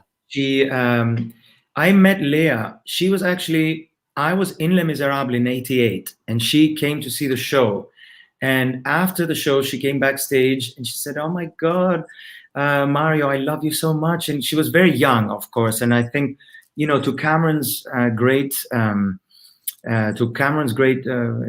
to his credit, he invited Leah when she was only like 17 or, nearly 18, to come and perform, in London, to play in Miss Saigon. I loved Leah in Miss Saigon. She was incredible. I thought, she was fantastic, and a beautiful friend and a great friend still today. And, someone who I think New York has given so much work to her, and she's given so much to New York through her performances, obviously. And, having won the Tony Award for her performance in Miss Saigon, I thought that, she is an incredible performer. She's someone I love very much as a person, and she's someone I also think would be great for this project, that we're putting together, the duets. She actually sort of secretly said that she's interested, so we'll see. I mean, I'll get in touch with her manager when this project happens, because everything sort of was delayed because of the COVID situation. In a sense. Sure, totally understandable, but we'll look forward to that. And, keep me posted on these things that are happening, because we could always have you back again to talk about some of the cool things happening, Mario. Here's another great shot. I love this one. Yeah, this is Jodie Foster. This is not Jodie Foster. Oh God, my God, I forget. It's Ashley Judd. Sorry, Ashley Judd. Yeah. And this is again in Cannes, singing together at the end of the show, where I felt so close with her, because she was like such a nice, beautiful, easygoing girl, but very, very strong-minded, and such an intelligent and educated person. One of the most educated actresses that I've ever met in my life. Again, when we did the press conference at in Cannes, she impressed me with her French speaking, with her English, with the educational level of this lady is just incredible. And what a wonderful, soft person, very sensitive and beautiful on, when we rehearse together, and a huge superstar. It's just a beautiful, beautiful lady. That's a great photo as well, too. Yeah. You guys are really just very letting go instead of going for we it. saw that earlier. That's a really cool one for anybody that didn't see that one before. Yeah. 1991, actually. And look at the way, and look at the way he's really watching you intently. I know. He was actually, I don't know if he's touching my back there, but he was sort of nudging me on to sing more. Really? He came to my microphone and he said, "Go on, sing some more. Sing the next phrase." This was singing Granada together, which was really an incredible moment. Oh, that had to be, and you've had several, because you've stayed true to who you are and true to your talent. And, you've had a vision, and none of this is easy, as I know, and working in this industry too. None of this is easy. We make it look effortless. We make it look easy, but it's that passion and a lot of work, blood, sweat, and tears, and all the work that goes into it. And people, and the payoff oftentimes is when somebody comes up to you, or they write a note, or they send a message on social media, and they say, you inspired me, or you lifted me, or you. I know, but I get inspired. Sometimes, people write to me from hospitals, and they say, we've been going through terrible times, and you've been beautiful. Supporting us, and you've been inspiring us, and you've given us hope to live, and things like that. And like a little girl or so that I met, I think it was Singapore, and it was like 6:30 in the morning, 7 o'clock, our flight was leaving, and she was standing at the end of a corridor with a little rose, and she said to me, "Mario, I just want you to know that there is another little person across from the world you live in who feels exactly like you do." And that, to me, is the greatest gift that someone can give to you, an inspiration. That was inspiration. That true inspiration. And again, that's what it's really all about. And I think it's beautiful when you have opportunities to hear back from people. We actually want to share something here. We have Nature Boy. Tell us about Nature Boy. We're going to give him a little, for those that have been enjoying this extraordinarily epic conversation. And again, when you come back, we don't have to talk this long, but this is good to catch up with you and go through all these wonderful things. Well, Nature Boy has been, I first heard it sung by Nat King Cole, of course, who is one of my favorite singers of all time. And, I love the idea of singing a song from someone that I admired so much and I loved so much my whole life. And of course, when the idea began with Jorge Calandrelli, who actually came to Greece from Los Angeles to conduct a great concert where we performed Nature Boy, I think was a real gift, because he, he made this amazing orchestration, and he had done Nature Boy with Celine Dion, just with a piano. And I said to him, I want a very big, beautiful orchestration on Nature Boy, and that's what we did together. And I love. Actually, if you're showing the one with me singing, this is Jorge Calandrelli conducting. Beautiful, beautiful. It's absolutely amazing, and I think everybody's going to love it. So here it is, folks. Enjoy this, and we'll be back with our wonderful guest, Mario Frangoulis.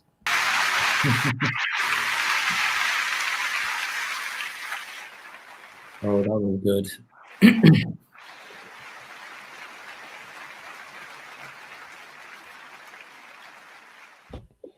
Really nice. Nice. What it transported me to that evening. It was so beautiful. Very beautiful. I mean, you've had an opportunity to perform at so many wonderful places, and you sell out too. That's the cool thing is I mean, when people hear tickets are available for a Mario concert or event, they go quite fast. That was a treat to share that with everybody, and all these wonderful comments coming in here. Love all of the virtual hugs. Terrific. So glad that we're still chatting, and they're loving this. It's like the king is on his throne. Yeah. I had to leave and then came back. Well, I tell you, my friend, it's been so terrific. I know it's late there where you are, so we won't keep you much longer. Thank you, Jim Masters, for this wonderful interview with Mario Frangoulis. It is very inspiring to listen to Mario talk about his life. My pleasure. That's what we do here on this show, and we'll have him back too, and we won't talk this long, but it was good catching up with my friend too, and I think what we like to do, bringing back the lost art of conversation on our show, is give you a real true understanding and sense of who Mario is and the friendship that we have, but also why he does what he does. You know him as the actor and the singer, and you get to enjoy the concerts and the music, but now you know a little bit more of the backstory of who Mario is as the person as much as he is the entertainer, the performer that delights you all the time. And I think we got an opportunity to really share some of that together, my friend, which is... Thank you, Jim. Thank you. You're an amazing host. You're an amazing guy. I don't know. I'm thrilled to be here with you on your great show, on your great, on Jim Masters Show Live. and bravo for supporting great music and great lyrics. And I admire you, as I said, for so many years, and thank you for being my friend. It makes my heart go soft. Okay. I appreciate that. And those who joined us late, just showing you some wonderful times. That was good.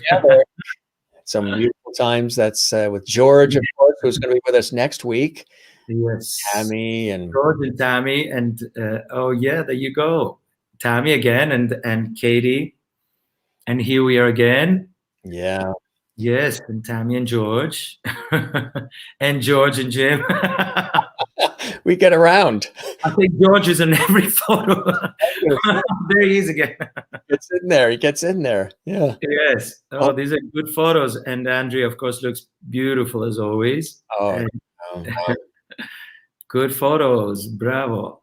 Bravo. Oh, yeah. Angelos, as we showed earlier again.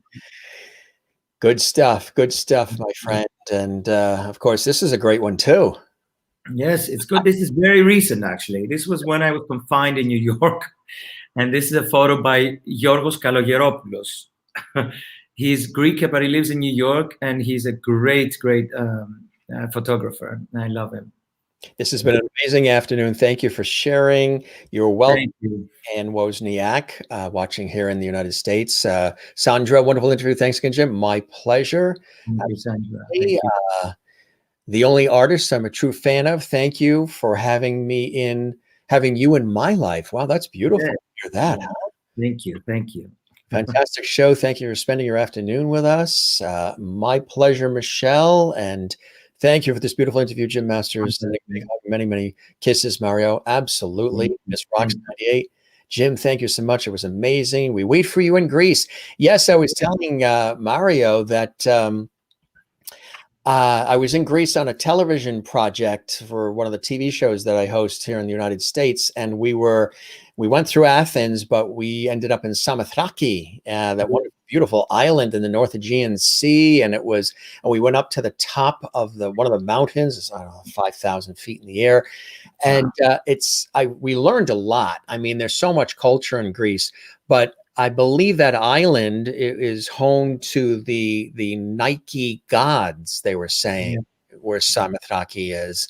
Really, absolutely.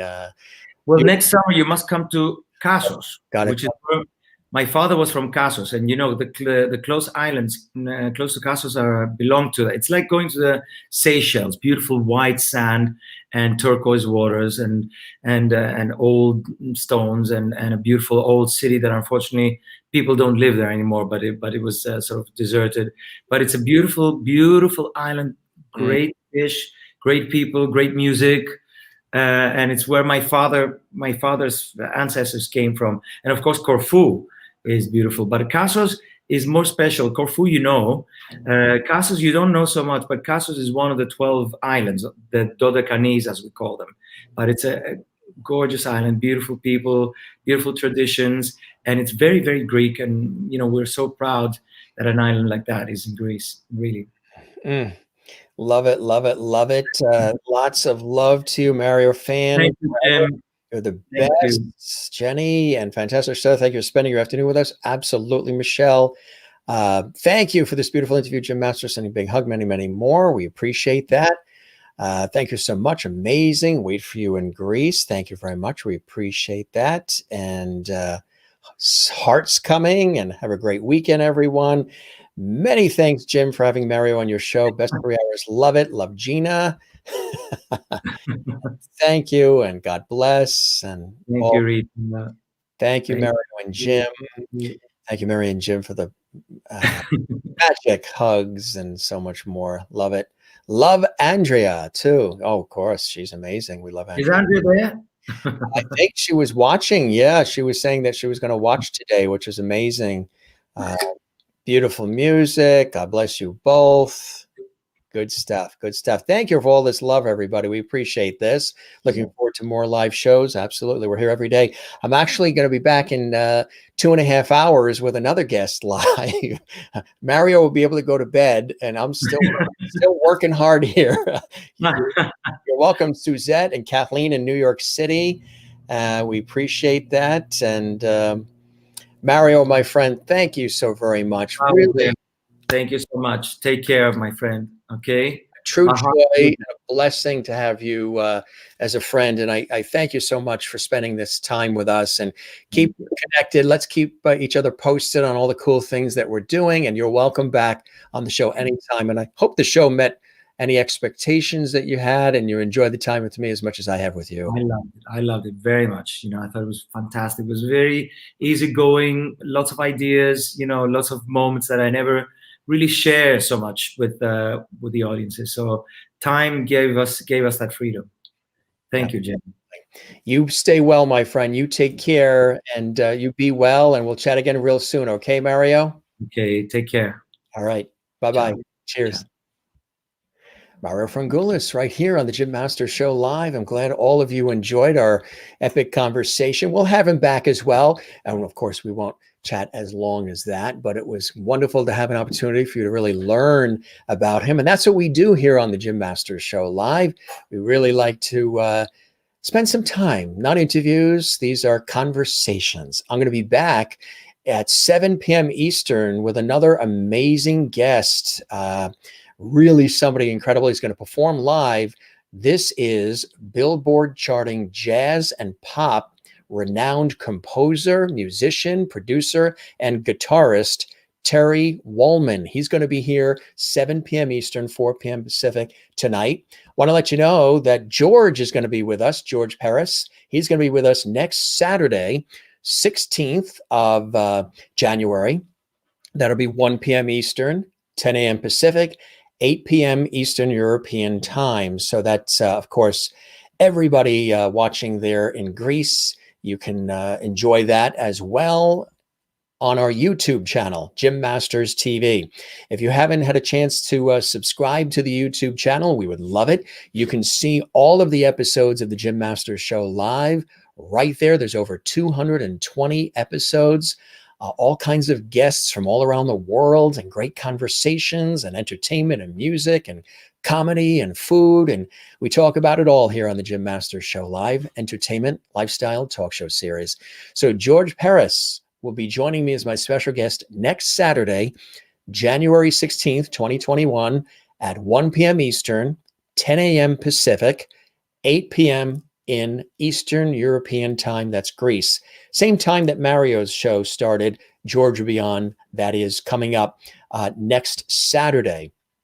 Also want to let you know, tomorrow we have an incredible performer live from Ireland, Irish singer and songwriter George Hutton, very popular in Ireland. He's going to be with us Sunday. That's tomorrow, January 10th, 2021 at 3 p.m. Eastern, noon Pacific, 8 p.m. in Ireland, Scotland, and England. He's a brilliant singer, songwriter, and he's going to perform live on the show too. That's right.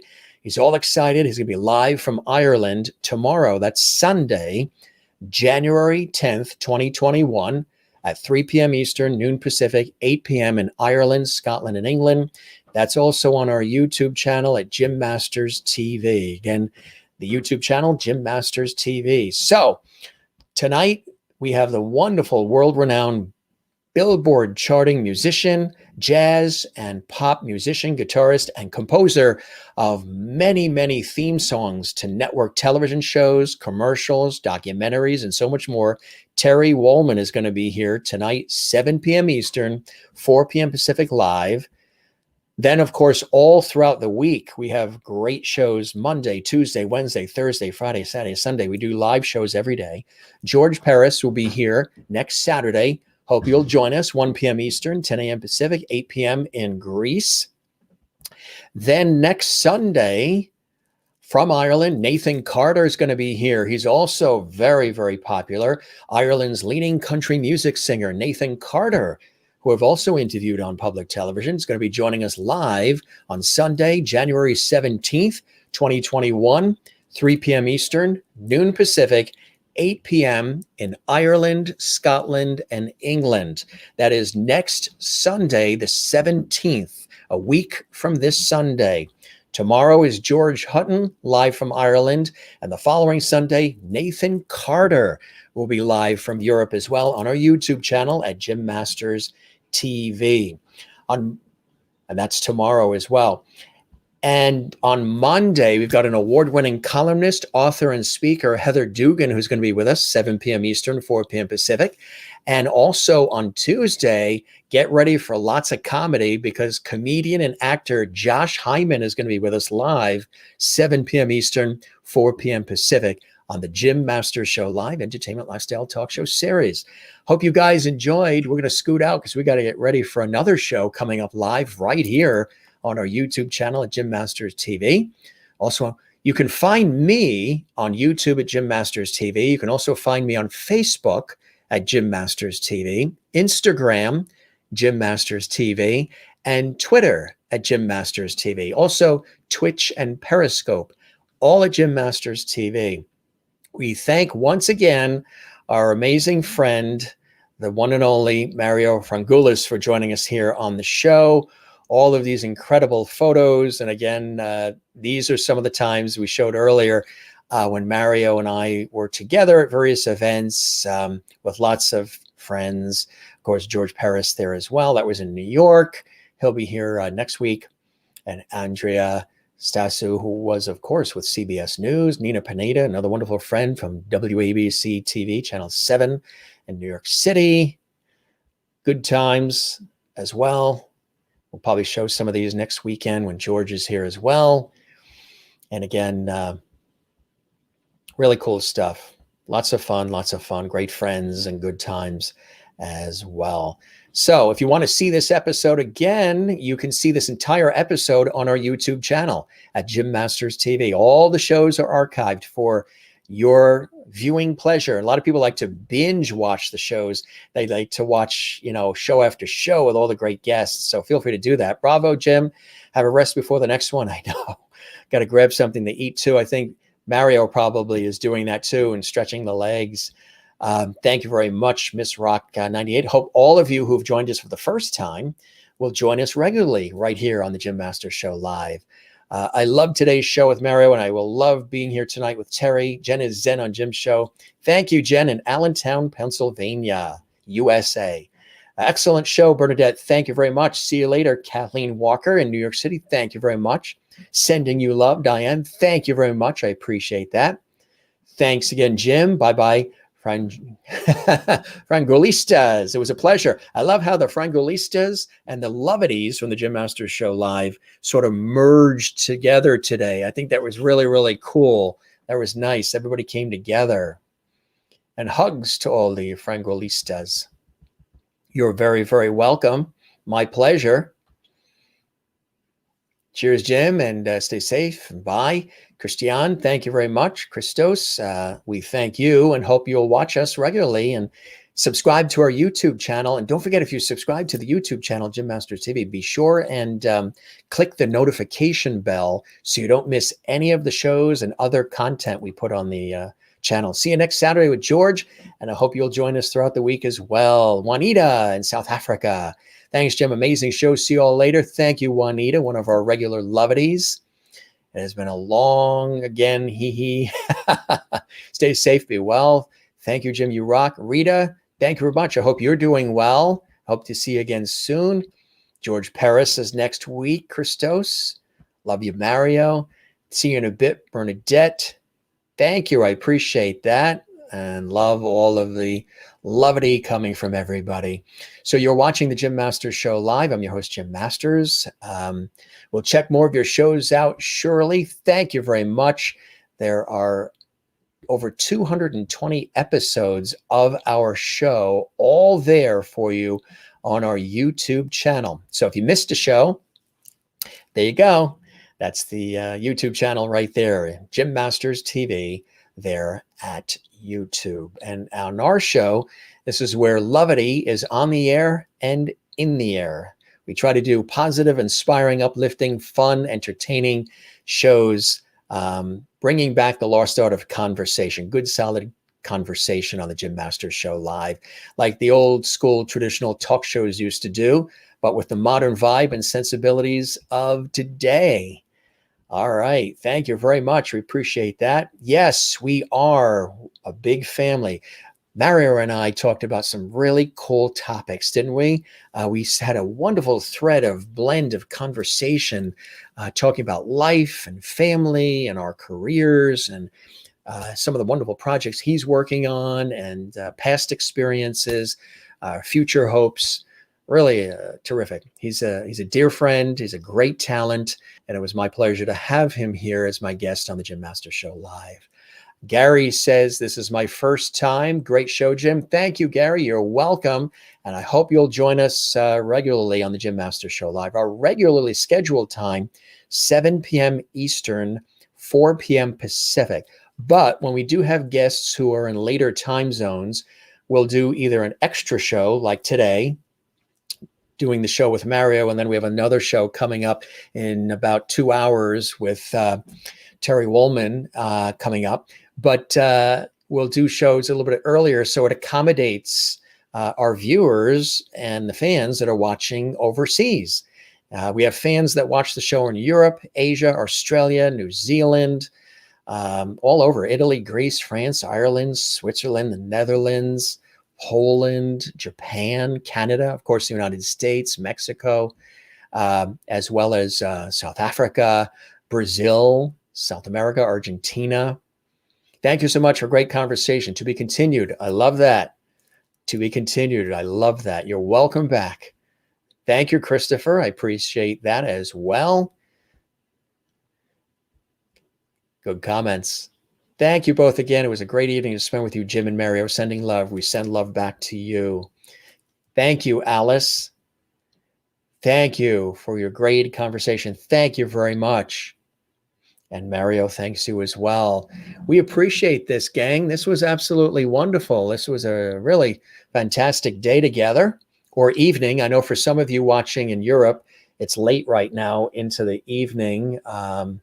We started at 8 p.m. in Greece, so it's late.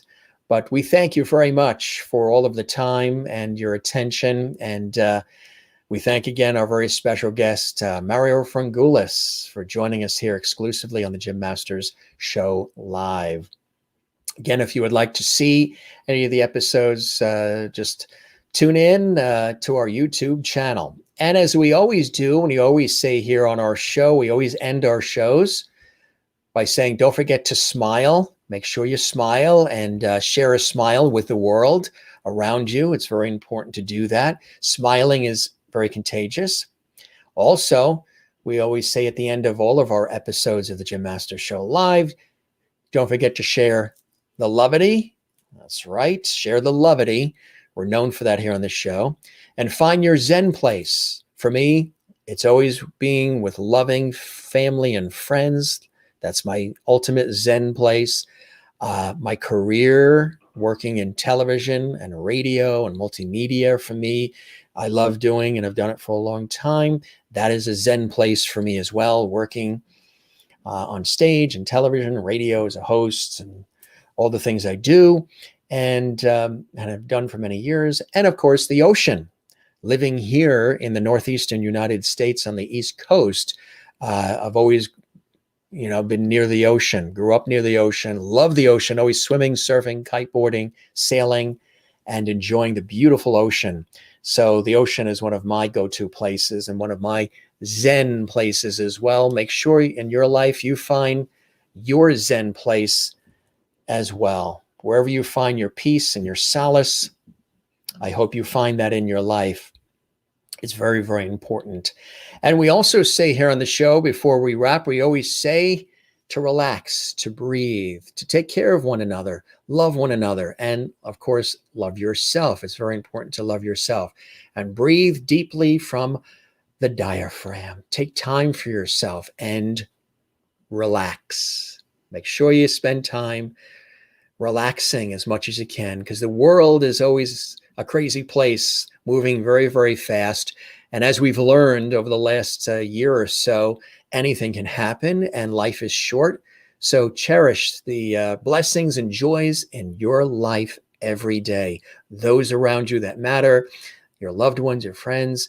And as a global community, hopefully everybody will be more empathetic, compassionate, kinder to one another as we go along in our lives. So relax, breathe, and take time for yourself as well. And thanks for joining us on the Jim Masters Show Live. We appreciate it. We toast all of you and you and you and you. And we thank again Mario Frangoulis, live from Athens, Greece, for joining us. And we hope to see you again.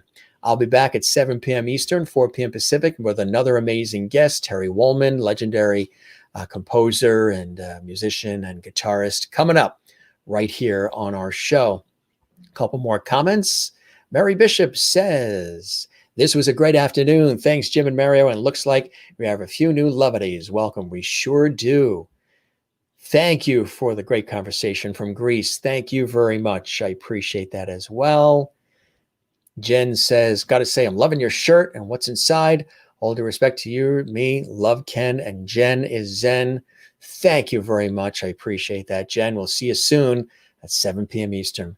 This is your host, Jim Masters, thanking you for your time this time. Till next time, we'll see you on the next episode of the Jim Masters Show Live. Love you all. Thanks for joining us. You be well and you take care. Bye-bye. See you again soon on the Jim Masters Show Live. Thanks for joining us.